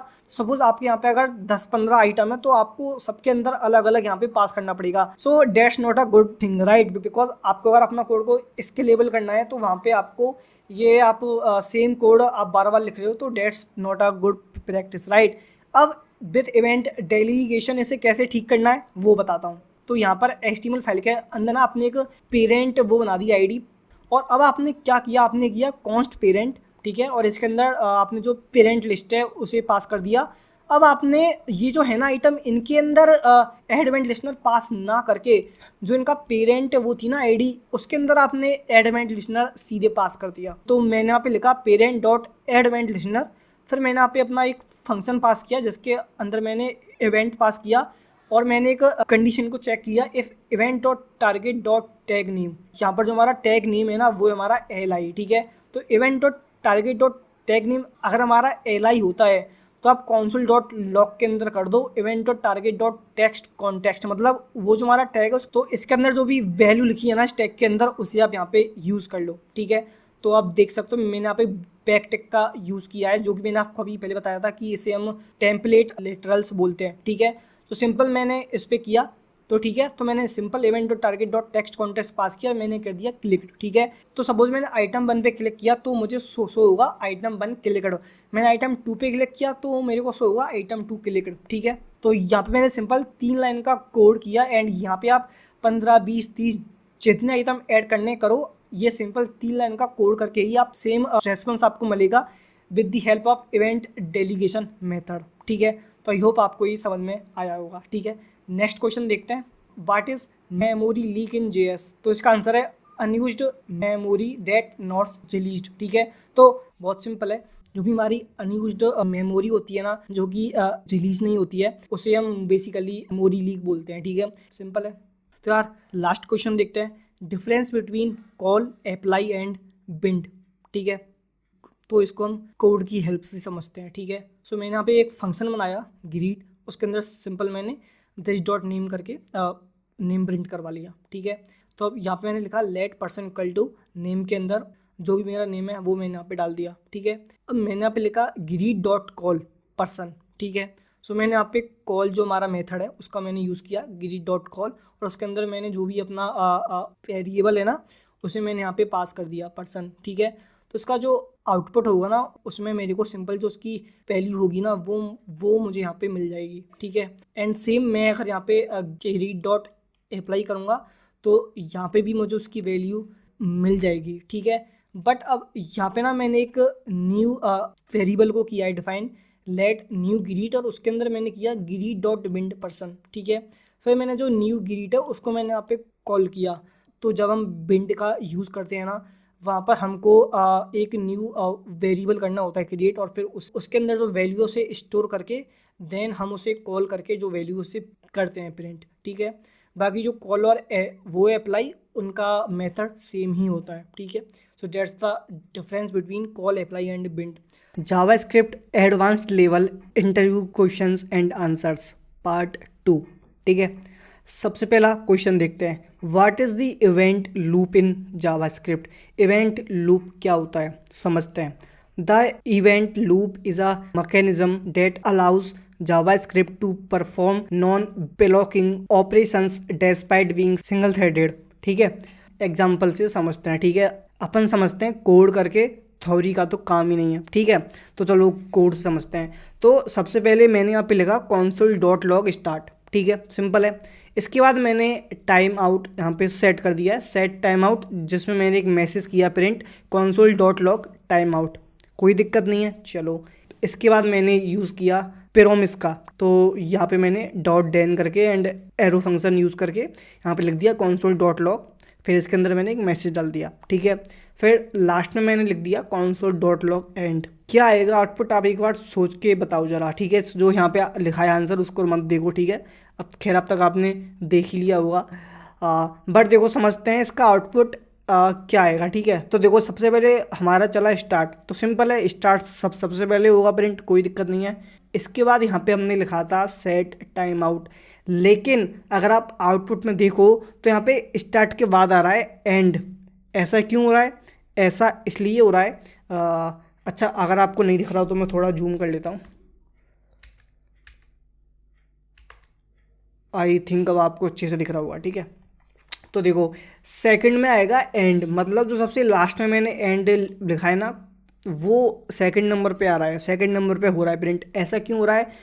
क्योंकि मैंने पार्ट 1 में भी आपको बताया था, जब एक ऐसा क्वेश्चन आया था कि सेट टाइम आउट में क्या होता है ना, वो थोड़ा टाइम लेता है होने में प्रोसेस। ठीक है, सेट टाइम आउट का मतलब ये है कि आप पार्टिकुलर कोई टास्क उसको इस पार्टिकुलर टाइम में करने को दे रहे हो। ठीक है, यहाँ पे ना मैंने कोई टाइम लिमिट सेट नहीं की है, मैंने सिंपल लिखा है 0, बट फिर भी ये जो सेट टाइम आउट वाला हमारा है ना फंक्शन, ये टाइम लेगा, ये टाइम लेता ही है। ठीक है, सो डेट्स वाई ये टाइम लेता है, तो इसका वेट ना करके ना इसने ये गया नेक्स्ट लाइन पे। तो जो हमारी नेक्स्ट लाइन है ना, तो यहाँ पर भी हमने पेरोमिस यूज़ किया है, सो ये भी थोड़ा सा टाइम लेगा, less than to set time out, but हाँ ये टाइम लेगा। तो इसको भी ये छोड़ देगा कि भाई तू आराम से अपना हो टाइम ले, और हम चलते हैं नेक्स्ट लाइन पे। नेक्स्ट लाइन है console.log एंड, जो कि बिल्कुल भी टाइम नहीं लेगी और साथ ही साथ यहाँ पे प्रिंट हो जाएगी। डेट्स वाई सबसे पहले प्रिंट हुआ स्टार्ट, उसके बाद प्रिंट हुआ एंड, उसके बाद प्रिंट हुआ पेरोमिस, और उसके बाद प्रिंट हुआ टाइम आउट। राइट, यही होता है इवेंट लूप। एंड यहाँ पे आप एक नोट भी देख सकते हो, आप promise goes to micro task queue and set time out goes to macro task queue. As I said कि जो हमारा सेट टाइम आउट है वो सबसे ज़्यादा टाइम लेता है। ठीक है, तो यही होता है हमारा जावा स्क्रिप्ट के अंदर इवेंट लूप। ठीक है, परफेक्ट। सेकंड क्वेश्चन देखते हैं, explain closures with an examples. ठीक है, समझते हैं, काफ़ी अच्छा कॉन्सेप्ट है। Closures are functions that remember variables from their outer scope even after the outer function has return. Code से समझते हैं। तो देखो यहाँ पर बनाया मैंने एक फंक्शन, सिंपल है। इसके बाद मैंने इसमें एक वैल्यू पास कर दी, लेट काउंट इक्वल्स टू 0। ठीक है, फिर मैंने इसके अंदर ना लाइक रिटर्न करते हुए एक और फंक्शन बनाया, जिसके अंदर मैंने पास किया काउंट प्लस प्लस, और यहाँ पे मैंने कर दिया console.log काउंट। ठीक है, अब इस फंक्शन को क्लोज करने के बाद मैंने यहाँ पे जो अपना फंक्शन है उसे कॉल किया, const counter equal to outer, and मैंने काउंटर को 2 बार यहाँ पे कॉल कर लिया। ठीक है, यहाँ पे हमको प्रिंट होके मिल जाएगा 1 और 2। राइट, बट यहाँ पे आप एक चीज़ देखो, जो हमारा इनर वाला फंक्शन है ना, उसके अंदर हमने काउंट प्लस प्लस पास किया है, और console.log के अंदर हमने काउंट को प्रिंट किया है। ठीक है, तो ये जो हमारा अंदर वाला फंक्शन है ना, ये अपने जो ऊपर वाला फंक्शन है, जो अपना आउटर वाला फंक्शन है ना, ये उसके अंदर जो हमने वेरिएबल को किया है डिफाइन, ये उसे एक्सेस कर पा रहा है। राइट, बिकॉज आप देखो ये जो अंदर वाला फंक्शन है, इसके अंदर मैंने वेरिएबल को नहीं किया है डिफाइन। राइट, जो अपना वेरिएबल है उसे मैंने, जो हमारा इससे ऊपर वाला फंक्शन है मेन फंक्शन, उसके अंदर किया है डिफाइन। एंड ये इसका एक्सेस कर पा रहा है, डेट्स वाई यहाँ पे हमको आउटपुट में मिल रहा है 1 और 2। सो यही होता है क्लोजर्स, ठीक है। तो ये जो अपना फंक्शन है ना, ये एक क्लोजर फंक्शन इसे हम बोल सकते हैं, बिकॉज ये अपने जो आउटर वाला फंक्शन है ना, उसके अंदर जो भी हमने वेरिएबल्स वगैरह बनाए हैं ये उन्हें एक्सेस कर पा रहा है, राइट। सो यही होता है, सिंपल है। नेक्स्ट क्वेश्चन देखते हैं, what is hoisting in JavaScript, ठीक है। तो hoisting is JavaScript default behaviour of moving declarations to the top of the current scope, ठीक है। तो सपोज जैसे मैंने लिखा console.log a, तो इसका हमको मिलेगा आउटपुट अनडिफाइंड, ठीक है, बिकॉज सिंपल है कि हमने वेरिएबल को तो डिफाइन ही नहीं किया है, तो फिर हम इसे प्रिंट कैसे करवाएं, राइट। तो ये हमको आउटपुट मिलेगा। एंड इसके बाद मैंने लिखा वेरिएबल a इक्वल्स टू 10। तो जो होस्टिंग होती है ना, उसका मतलब सिंपल सा होता है कि जो भी हमारे डिक्लेरेशंस है ना, उन्हें हम टॉप पे मूव कर लें, ठीक है। जैसे कि यहाँ पे वेरिएबल a इक्वल्स टू 10 लिखा है, तो इसे मैं सबसे टॉप पे मूव कर लूँ, इसके बाद अपना जो भी कोड है वो अपना इसके बाद आएगा, ठीक है। तो इसे ही हम कहते हैं होस्टिंग, ठीक है। नेक्स्ट क्वेश्चन देखते हैं, what are arrow functions and how they are different from regular functions. तो जो भी हमारे एरो फंक्शंस होते हैं ना, they don't have this keyword and also हम उनमें आर्ग्यूमेंट्स भी पास नहीं कर पाते हैं, राइट। और इसे हम अभी और अच्छे से कोड से समझते हैं, ठीक है। तो मैंने एक नॉर्मल फंक्शन बनाया, ठीक है, और उसके अंदर मैंने पास कर दिया console.log this। तो यूजिंग दिस कीवर्ड मैं इजीली उसे एक्सेस कर पाऊंगा, ठीक है। इसका हम खुद का दिस कीवर्ड हमने यहाँ पे बना लिया है, ठीक है। बट अगर मैं यहाँ पर एक एरो फंक्शन बनाऊँ ना, तो वहाँ पे जैसे सपोज मैं लिखता हूँ कॉन्स्ट एरो, और यहाँ पे फिर हमने बनाया अपना फंक्शन और console.log this। तो हम यहाँ पे सीधे इसका दिस कीवर्ड यहाँ पे नहीं यूज़ करते हैं, हम यूजिंग लेक्सिकल स्कोप हम यहाँ पे दिस कीवर्ड का यूज़ करते हैं, उसे हम इनहेरिट करते हैं, ठीक है। सो ये अपना डिफरेंस होता है एक नॉर्मल फंक्शन और एक एरो फंक्शन में, ठीक है। तो नेक्स्ट क्वेश्चन देखते हैं, what is a promise and how does it work, ठीक है। Promise is an object representing the eventual completion और failure of an async operation, ठीक है। तो एग्जांपल से समझते हैं, यहाँ पे मैंने बनाया कॉन्स्ट प्रोमिस, फिर यहाँ पे मैंने एक न्यू प्रोमिस कर लिया क्रिएट, ठीक है। और इसके अंदर ना दो स्टेट होती हैं, रिजॉल्व और रिजेक्ट, ठीक है। यहाँ पे हमने एक सेट टाइम आउट सेट कर दिया और उसके अंदर हमने रिजॉल्व कर दिया और हमने एक मैसेज डाल दिया डन, ठीक है। और हमने एक सेकंड्स हमने यहाँ पे सेट कर दी, ठीक है। फिर हमने डॉट डैन करके जो भी अपना है ना आउटपुट, उससे हमने यहाँ पे प्रिंट कर लिया, तो यहाँ पे हमको आउटपुट मिल जाएगा डन, ठीक है। तो ये हमारी पहली स्टेट होगी। तो अगर ये स्टेट रॉन्ग होती है ना, तो फिर जो हमारी सेकंड वाली स्टेट है, रिजेक्ट वाली स्टेट, उसके अंदर हम जाएंगे और फिर वहाँ पे हम अपना मैसेज वगैरह प्रिंट कराएंगे कि आपने जो भी भेजी है रिक्वेस्ट वो कैंसिल हो चुकी है, ठीक है। तो इन दो स्टेट्स में ये काम करता है। मोस्टली हम इसे यूज़ करते हैं जब भी हम API का यूज़ करके डेटा वगैरह फेच करके लेके आते हैं, तो ये काफ़ी ज़्यादा इम्पोर्टेंट भी है, राइट। चलो नेक्स्ट क्वेश्चन देखते हैं, what is a debounce function. Debounce function क्या होता है समझते हैं। Limits execution of a function until a certain delay has passed since the last time it was called। Code से समझते हैं, ठीक है। तो मैंने एक फंक्शन बनाया, फंक्शन डीबाउंस, उसके अंदर मैंने दो वैल्यू पास की, ठीक है। और उसके अंदर मैंने पास कर दिया फंक्शन fn और डिले, ठीक है। तो यहाँ पे मैंने बनाया एक वेरिएबल लेट टाइम आउट, ठीक है। और जो अपना फंक्शन है ना उसे मैंने रिटर्न कर लिया, ठीक है, ठीक है। और इसके अंदर मैंने पास कर दिया डॉट डॉट डॉट args, ठीक है। और फिर हमने जो भी अपना टाइम आउट था ना वो कर दिया हमने क्लियर टाइम आउट, ठीक है। तो अपना टाइम आउट हो जाएगा क्लियर। और फिर टाइम आउट के अंदर ना हमने यहाँ पे टाइम आउट सेट किया, जिसके अंदर मैंने पास किया दिस कीवर्ड और args, ठीक है। और मैंने यहाँ पे डिले भी यहाँ पे पास कर दिया, ठीक है।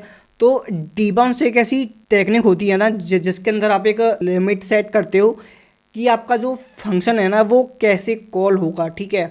अगर मैं आपको एक रियल लाइफ एग्जांपल से समझाऊं, तो सपोज आपने एक सर्च बॉक्स बनाया, ठीक है। तो आप उसके अंदर जब भी कुछ भी टाइप करते हो ना, तो उतने ही बार अपना जो फंक्शन है वो रन होगा, ठीक है। सपोज आपने 5 लेटर्स उसमें लिखे या फिर 10 लिखे, तो वो 10 टाइम्स रन होगा अपना फंक्शन, ठीक है। तो इसके ऊपर आपने एक लिमिट सेट कर सकते हो कि जब तक मेरा पूरा लाइक टाइप हो जाए ना, उसके 5 सेकंड या 10 सेकंड बाद एक ही बार में मेरा फंक्शन कॉल हो, और वो एक ही बार में जो भी उसको इनपुट वगैरह लेना है, जो भी आपको जो भी उसके अंदर लाइक टास्क उसके अंदर हमने किया है डिफाइन, वो इम्प्लीमेंट हो जाए। तो वो हम करते हैं डी बाउंस की हेल्प से, ठीक है। तो इससे फ़ायदा ये होता है कि जब तक आप ये यूज़ नहीं कर रहे हो ना, तो आप जब भी कुछ भी टाइप करते हो सर्च बॉक्स में, उतनी ही बार अपना फंक्शन रन होता है, राइट। बट इसका यूज़ करके आप एक लिमिट वहाँ पे सेट करते हो कि जैसे ये टाइपिंग पूरी हो जाए, तो जो हमारा लास्ट वाला लेटर जो हमारा टाइप हुआ है, उसके 5 सेकंड या फिर 10 सेकंड बाद अपना सर्च होना स्टार्ट होगा, और वो एक ही बार होगा, राइट। तो इसे ही हम कहते हैं डी बाउंस फंक्शन। तो हम नेक्स्ट क्वेश्चन देखते हैं, what is a throttling in JavaScript. ये तो कुछ नया नया सा लग रहा है, राइट। समझते हैं, बहुत सिंपल है। तो इसके अंदर ना, a function is called at most once in a specified time interval, ठीक है। तो एक पार्टिकुलर टाइम के अंदर ना ज़्यादा से ज़्यादा एक बार हम अपना जो फंक्शन है ना, उसे हम कॉल करते हैं, ठीक है। सपोज मैंने एक टाइम लिमिट सेट कर दी, लाइक जैसे 2 मिली सेकेंड, 5 मिली सेकेंड, या इवन 1 सेकेंड, 2 सेकेंड, 5 सेकेंड, ठीक है। तो उस पार्टिकुलर टाइम के अंदर अपना जो फंक्शन है ना, उसे हम एट मोस्ट एक बार कॉल करते हैं, राइट। इसको हम कोड की हेल्प से समझते हैं, ठीक है। तो यहाँ पे बनाया मैंने एक फंक्शन, ठीक है। उसके अंदर मैंने दो चीज़ें पास की, एक तो FN अपना, और एक लिमिट पास कर दी, ठीक है। फिर मैंने एक यहाँ पे एक वेरिएबल कर लिया defined, let last call equals to 0, ठीक है। और मैंने यहाँ पर रिटर्न किया फंक्शन, ठीक है। और मैंने यहाँ पे डेट यूज़ कर लिया, ठीक है। तो यहाँ पे मैंने एक कंडीशन को चेक किया, इफ़ नाव के अंदर क्या है, जो हमारी अभी करंट वाली डेट है वो, नाउ माइनस लास्ट कॉल के अंदर क्या है, 0, राइट। अगर ये बड़ा है या फिर इक्वल टू है जो हमने लिमिट सेट की है उसके, तो लास्ट कॉल इक्वल्स टू हो जाएगा नाउ, ठीक है। मतलब जो हमारी लास्ट कॉल है वो हमारी जो करंट वाली डेट है ना, उसके इक्वल सेट हो जाएगी, ठीक है। और FN डॉट अप्लाई हम करेंगे, इसके अंदर हम दिस कीवर्ड पास करके इसको पास कर देंगे, ठीक है। तो यहाँ पे जो अपना फंक्शन है ना, वो मैक्स टू मैक्स एक बार तो कॉल होगा ही होगा, ठीक है। एंड वो last call equal to now को सेट कर देगा, राइट। तो कुछ जैसे काम करती है हमारी ये टेक्निक, राइट। नेक्स्ट क्वेश्चन देखते हैं, in JavaScript how many different methods can you make an object. आप कितने डिफरेंट मेथड से ना एक ऑब्जेक्ट करते हो क्रिएट। तो काफ़ी सारे होते हैं, मतलब ऐसा फिक्स नहीं है कि वो एक ही मेथड होता है ऑब्जेक्ट करने का क्रिएट, अलग अलग होते हैं मेथड। तो वो देखते हैं, ठीक है। ये भी इंटरव्यूअर कभी कभार क्वेश्चन पूछ लेता है, राइट। तो in JavaScript there are several ways to declare और कंस्ट्रक्ट एन ऑब्जेक्ट, ठीक है। पहला होता है ऑब्जेक्ट, जो अपना नॉर्मल हम सब लोग करते हैं ऑब्जेक्ट करके डिफाइन, वो होता है ऑब्जेक्ट। एक होता है यूजिंग क्लास, आप क्लास का यूज़ करके भी ऑब्जेक्ट को डिफाइन कर पाते हो, ठीक है। एक होता है क्रिएट मेथड, इसकी हेल्प से भी you can create an object, right. एक होते हैं ऑब्जेक्ट लिटरल्स, इनकी हेल्प से भी आप एक ऑब्जेक्ट को क्रिएट कर पाते हो। फिर यूजिंग फंक्शन, ठीक है, ये तो ऑप्शन है ही अपने पास। लास्ट में आता है ऑब्जेक्ट कंस्ट्रक्टर, इसकी हेल्प से भी आप ऑब्जेक्ट क्रिएट कर पाते हो, ठीक है। अभी यहाँ पर मैंने इनके कोड इसलिए नहीं ऐड किए हैं कि जिससे कि आप जाओ और खुद से ही जाके थोड़ा सर्च करके देखो कि यार इनके अंदर क्या कोड होता है, क्या सिंटैक्स होता है, और कैसे हम इनकी हेल्प से you can create an object, right. तो थोड़ा अगर तुम खुद से जाके देखोगे तो वो ज़्यादा बेटर होगा, ठीक है। नेक्स्ट क्वेश्चन देखते हैं, what are IIFEs and why are they used. तो इसकी फुल फॉर्म होती है immediately invoked function expressions to create a local scope. तो हम एक लोकल स्कोप क्रिएट करने के लिए ना इनका यूज़ करते हैं। कैसे, कोड से समझते हैं। तो मैंने यहाँ पे एक फंक्शन बनाया, ठीक है, और उसके अंदर मैंने एक वेरिएबल को पास कर दिया, और कुछ ऐसा सिंटेक्स इसका यहाँ पे रहेगा, ठीक है।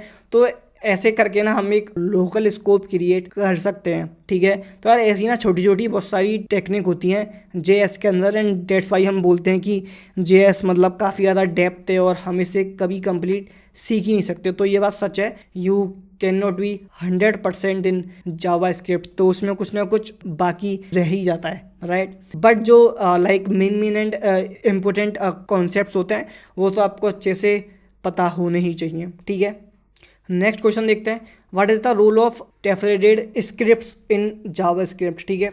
The processing of HTML code while the page loads are disabled by nature till the script isn't halted. Your page will be affected if your network is a bit slow or if the script is very hefty. When you use deferred, the script waits for the HTML parser to finish before executing it. This reduces the time it takes for web pages to load, allowing them to appear more quickly, ठीक है। तो बहुत simple सा मतलब है, ये जो हमारी डेफरेड स्क्रिप्ट्स होती है ना, इनका यूज़ करने से क्या होता है ना कि जो हमारा पहले HTML वाला जो कोड है ना, जो हमारा जो हमारा वेबसाइट का UI है ना, जल्दी से जल्दी और अच्छे से लोड हो जाए। जब वो अच्छे से लोड होगा ना, उसके बाद ही हम अपना जो JS वाला कोड है उसे एग्जीक्यूट करना स्टार्ट करते हैं, राइट। बिकॉज फिर वहाँ पे ऐसे काफ़ी सारे पार्ट्स होते हैं जो वहाँ पे सो ही नहीं होते हैं, तो फिर वो सही नहीं लगता है, राइट। तो ये जो हमारा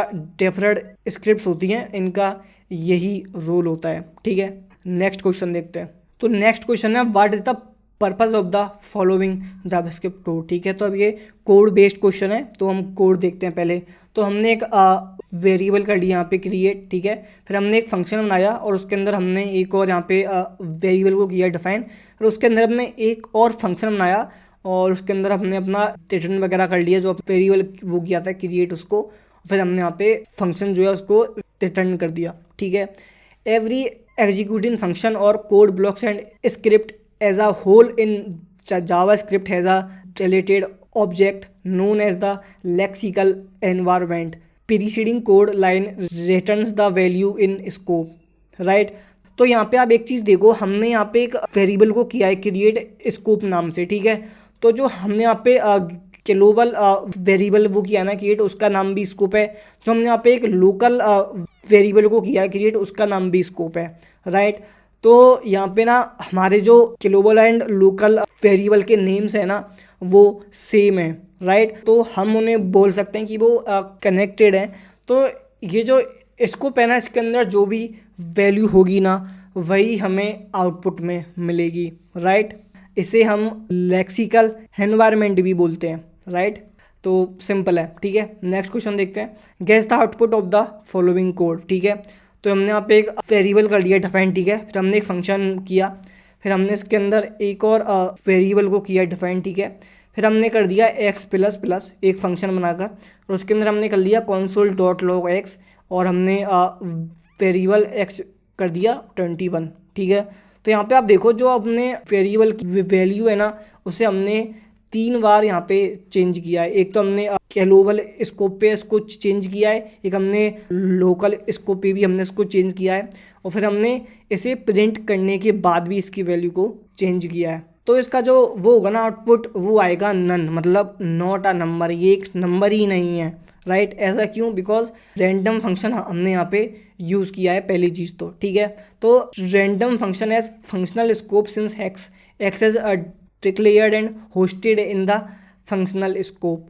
तो यहाँ पे जो अपना x है ना, वो हमने यहाँ पे अपना जो फंक्शन है इसके अंदर किया है डिक्लेयर, एंड इसे होस्टेड भी किया है, मतलब जो अपना डिक्लेरेशन वाला पार्ट है वो हमने टॉप पे मूव किया है, राइट। तो ये अपने जो फंक्शनल स्कोप है ना, इसके अंदर होस्टेड भी है, राइट। तो हम इसकी वैल्यूज़ को ही लेके चलते हैं, ठीक है। तो यहाँ पे हम, ठीक है, तो यहाँ पे हमको आउटपुट मिलेगा NaN, राइट। अब नेक्स्ट क्वेश्चन देखते हैं, explain the module pattern in JavaScript. Module pattern क्या होता है समझते हैं। Encapsulates private variables and exposes public APIs, ठीक है। कोड से समझते हैं। मैंने आप एक मॉड्यूल बना लिया यहाँ पे, कॉन्स्ट मॉड्यूल, ठीक है। इसके अंदर मैंने, ठीक है, और इसके अंदर मैंने एक वेरिएबल को किया डिफाइन, फिर इसके अंदर मैंने इसको रिटर्न कर दिया, एंड यहाँ पे मैंने इसकी वैल्यू को प्लस प्लस कर दिया, ठीक है। फिर मैंने यहाँ पे कर दिया get value equal to return private var, ठीक है। तो यहाँ पे हमने एक प्राइवेट वेरिएबल को किया था क्रिएट, राइट। तो जो हमारा मॉड्यूल पैटर्न है ना, इसका सिंपल सा ये मतलब होता है कि हम कोड को इस वे में लिखते हैं कि कुछ पार्ट होता है जो हमारा पब्लिक होता है जो कि लाइक सभी लोग कर पाएँ एक्सेस, एंड कुछ पार्ट होता है जो हमारा प्राइवेट होता है जिसे कोई भी एक्सेस ना कर पाए, राइट। तो कुछ उस वे में हम कोड लिखते हैं ना, तो उसको ही हम एक मॉड्यूल पैटर्न बोलते हैं, ठीक है। नेक्स्ट क्वेश्चन देखते हैं, व्हाट इज करिंग, समझते हैं। Transforming a function with multiple arguments into a sequence of function, ठीक है। कोड से समझते हैं। मैंने यहाँ पे एक सिंपल फंक्शन बनाया जिसके अंदर मैंने एक वैल्यू अपनी पास कर दी है, ठीक है। फिर इसके अंदर मैंने एक और फंक्शन बनाया जिसके अंदर मैंने पास कर दिया बी। फिर इसके अंदर मैंने एक और फंक्शन बनाया जिसके अंदर मैंने पास कर दिया सी, और यहाँ पे मैंने सिंपल रिटर्न कर लिया a plus b plus c. And फिर मैंने कंसोल डॉट लॉग में ये जो अपना फंक्शन है इसे पास कर दिया। इसके अंदर 3 वैल्यू पास कर दी, 1 2 और 3, तो हमको इसका आउटपुट मिल जाएगा 6। सिंपल अपना सम वाला फंक्शन हमने यहाँ पे किया है क्रिएट। बट यहाँ पे डिफरेंट चीज़ ये ना कि हमने यहाँ पे हर एक वैल्यू के लिए ना अलग अलग फंक्शन पास किया है, राइट। ना कि हमने जो अपना मेन फंक्शन है उसके अंदर सभी वैल्यू एक ही बार में पास करके अपना कोड किया, ऐसा नहीं किया। हमने यहाँ पे अलग अलग फंक्शन पास किया है हर एक वैल्यू के लिए, राइट। तो ये जो अपनी टेक्निक होती है ना, इसे हम कहते हैं करिंग। तो यार नेक्स्ट क्वेश्चन देखते हैं, व्हाट इज मेमोइजेशन। तो समझते हैं, कैशिंग फंक्शन अवॉइड रिकैलकुलेटिंग, ठीक है। तो आप इसके नाम से थोड़ा थोड़ा समझ सकते हो। मेमोइजेशन मतलब ये थोड़ा सा मेमोरी में याद रखता होगा, राइट। तो कोड से समझते हैं तब आपको समझ आएगा। तो मैंने यहाँ पे बनाया सिंपल कॉन्स्ट मेमो, ठीक है। फिर मैंने fn फंक्शन पास कर दिया। फिर मैंने एक कैशे बनाया जिसके अंदर मैंने कुछ भी रखा नहीं है, खाली रखा है उसे, ठीक है। फिर यहाँ पे अपना जो फंक्शन था ना उसके अंदर हमने पास कर दिया यहाँ पे x, एंड जो हमारा कैशे है ना इसके अंदर हमने x पास कर दिया, और फिर इसको हमने रिटर्न कर लिया, ठीक है, कैशे। तो अब यहाँ पे हमने किया cache x equal to function x। तो देखो यहाँ पे ना क्या होगा कि जो हमारा फंक्शन का जो आउटपुट है ना वो हमने जो हमारी कैशे है ना उसके अंदर स्टोर कर लिया है। तो बार बार हमें जो फंक्शन है उस पर डिपेंड रहने की नीड नहीं है। हम जो हमारी कैशे मेमोरी है ना उसका यूज़ करके हम बार बार जो अपना है ना आउटपुट उसे हम बार बार देख सकते हैं। तो मैं बार बार जो हमारा फंक्शन है उसे कॉल करने की नीड नहीं है, उसे बार बार लाइक उसके अंदर जो भी अपना टास्क है उसे बार बार परफॉर्म करने की नीड नहीं है। हम कैसे का ही यूज़ करके जो भी अपना आउटपुट है ना उसे हम वहाँ पे शो करवा पाएंगे, ठीक है। तो ये जो अपनी टेक्निक होती है ना इसे हम कहते हैं मेमोइजेशन, राइट। तो चलो नेक्स्ट क्वेश्चन देखते हैं, what is a weak map. Weak map क्या होता है समझते हैं। A collection of key value pairs where keys are objects and values are arbitrary, ठीक है। तो कोड से समझते हैं। तो मैंने बनाया लेट ऑब्जेक्ट, फिर मैंने इसके अंदर कुछ भी वैल्यू रखी नहीं है, ठीक है। फिर मैंने किया const map equal to new weak map, और मैप डॉट सेट मैंने कर दिया ऑब्जेक्ट और वैल्यू, ठीक है। तो देखो सबसे पहले मैंने यहाँ पे एक एम्प्टी ऑब्जेक्ट कर लिया डिफाइन, ठीक है। फिर मैंने एक वीक मैप कर लिया क्रिएट, ठीक है। फिर मैंने किया मैप डॉट सेट, और इसके अंदर मैंने पहले अपना ऑब्जेक्ट पास किया, ठीक है। तो ये इसकी वैल्यू है, एंड जो हमारा ऑब्जेक्ट है वो अपना की है। तो यहाँ पे जो है ना वैल्यू इसे मैंने एज अ की पास किया है विद ऑब्जेक्ट, ठीक है। सपोज मैं अगर यहाँ पे लाइक अपना नेम और लाइक जैसे मैं यहाँ पे पास कर दूँ नेम और यहाँ पे मैं अपना नेम लिख दूँ, ठीक है। तो वो यहाँ पर रॉन्ग होगा because we can not use date. तो यहाँ पे हमको इसे ऐसे ही पास करना पड़ेगा। यहाँ पे अपने जो ऑब्जेक्ट है वो लिखना पड़ेगा, एंड इसके अंदर जो वैल्यू हमको डालनी है वो डालनी पड़ेगी। अच्छा, इसका यूज़ केस क्या है। इसका यूज़ केस होता है कि जब आपको कोई प्राइवेट डेटा, कोई प्राइवेट वैल्यू अपने जो ऑब्जेक्ट है उसके अंदर स्टोर करनी होती है ना, तब हमें इस वीक मैप का यूज़ करते हैं, ठीक है। चलो नेक्स्ट क्वेश्चन देखते हैं, what is the temporal dead zone, ठीक है। क्या होता है समझते हैं। Temporal dead zone is the behavior that occurs with variables declared using let and const keywords. It is a behavior where we initialized, ठीक है। अब इसको एग्जांपल से समझते हैं। मैंने यहाँ पे एक वेरिएबल किया डिफाइन x इक्वल टू 23, ठीक है। एंड यहाँ पे मैंने कुछ भी वेर लेट कॉन्स्ट नहीं लिखा है, सिंपल मैंने वैल्यू दे दी है बेसिकली, ठीक है। तो यहाँ पे हमको एक रेफरेंस एरर मिल जाएगी कि आपने इसे तो कुछ डिफाइन ही नहीं किया है अच्छे से। यहाँ पे लेट कॉन्स्ट वेर कुछ तो पास करो, राइट। एंड इसके बाद मैंने पास किया लेट x, ठीक है।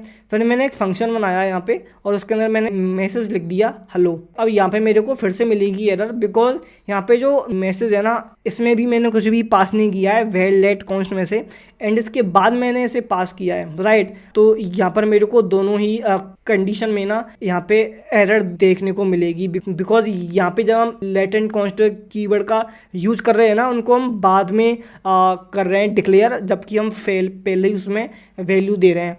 तो यहाँ पे ऐसे काम नहीं चलेगा, मेरे को इनके साथ साथ में ही इनको डिक्लेयर करना पड़ेगा, ठीक है। तो डेट्स इट। नेक्स्ट क्वेश्चन देखते हैं, how does garbage collection work in JS। तो JS uses reference counting and mark and sweep to free memory, ठीक है। तो हमको गार्बेज कलेक्शन के बारे में जानना हो कि वो JS में कैसे वर्क करता है। तो यहाँ पे ना जो अपना JS होता है जावास्क्रिप्ट, वो रेफरेंस काउंटिंग और मार्क एंड शिप को यूज़ करता है जो अपनी मेमोरियों से फ्री करने के लिए। अब ये क्या होती है इनको डेप्थ में जानने के लिए ये वर्क मैं आपके ऊपर छोड़ता हूँ, ठीक है, बिकॉज आप अगर खुद से आके देखोगे तो ज़्यादा बेटर वे में समझ पाओगे, राइट। तो इनको जाके देखना ये क्या होती हैं, कैसे काम करती हैं, तो आपको चीज़ें और डेप्थ में समझ आएंगी, ठीक है। नेक्स्ट क्वेश्चन देखते हैं, what are ES6 classes synthetic sugar over prototypes, ठीक है। तो हम इसको कोड से समझते हैं। तो मैंने यहाँ पे एक बनाई क्लास, उसके अंदर मैंने एक इंस्ट्रक्टर पास कर दिया, उसके अंदर मैंने वैल्यू पास कर दी नेम। तो मैंने दिस का यूज़ करके this dot name equal to name के अंदर स्टोर कर लिया, ठीक है। फिर मैंने एक और यहाँ पे फंक्शन पास किया रीड के नाम से, और उसके अंदर मैंने सिंपल किया console डॉट लॉग, और इसके अंदर मैंने बैक टिक का यूज़ करके हाई के अंदर दिस डॉट नेम को यहाँ पे प्रिंट कर लिया, ठीक है। तो जो अपनी ES6 क्लासेस होती है ना उनको हम कुछ इस वे में यूज़ करते हैं, ठीक है। इसके बारे में भी आपको अगर और डेप्थ में जानना है so you can just go and थोड़ा मतलब खुद से जाके देखोगे तो ज़्यादा अच्छे से समझ पाओगे अगेन, ठीक है। तो यार लास्ट क्वेश्चन देखते हैं, व्हाट इज़ ऑप्शनल चैनिंग ऑपरेटर। तो यार ये क्या होता है समझते हैं। सेफली एक्सेस नेस्टेड प्रॉपर्टीज़, ठीक है। तो आपको अगर सेफली नेस्टेड प्रॉपर्टीज़ को यूज़ करना है ना तो वहाँ पे हम इस ऑपरेटर का यूज़ करते हैं ऑप्शनल चैनिंग, ठीक है। कोड में देखते हैं कैसे करते हैं। तो मैंने लिखा कॉन्स्ट यूज़र, ठीक है। फिर मैंने किया console डॉट लॉग यूज़र। तो फिर मैंने यहाँ पे ये जो ऑपरेटर है इसका यूज़ कर लिया, एंड जो हमारी नेक्स्ट प्रॉपर्टी है ना उसे मैंने यहाँ पे यूज़ कर लिया, ठीक है। फिर मैंने एक और यूज़ किया, तो यहाँ पे अपने को आउटपुट मिलेगा अनडिफाइंड, बिकॉज यहाँ पे डेफिनेटली मैंने उनको अभी वो नहीं किया है डिफाइंड, ठीक है। दैट्स वाई मुझे यहाँ पे ये मिलेगा आउटपुट, बट कुछ इस वे में आप यूज़ करते हो ऑपरेटर को, ठीक है। इस यूज़ केस में ये काम आता है, राइट। तो यार हमने 20 थोड़े अच्छे लेवल के जावास्क्रिप्ट बेस्ड इंटरव्यू क्वेश्चंस देखे जो कि इंटरव्यूज में पूछे जाते हैं, ठीक है। इसकी जो लिंक है वो मैं वीडियो के डिस्क्रिप्शन में डाल दूंगा, तो वहाँ पे जाके आप इसे देख सकते हो, ठीक है। तो यार तब तक के लिए इतना ही, thanks for watching, see you guys in the next video. अभी और भी लाइक React.js बेस्ड एंड अभी काफ़ी सारा कंटेंट आएगा, so just stay tuned and see you guys in the next video. Till then keep learning and keep upgrading yourself. Thanks for watching.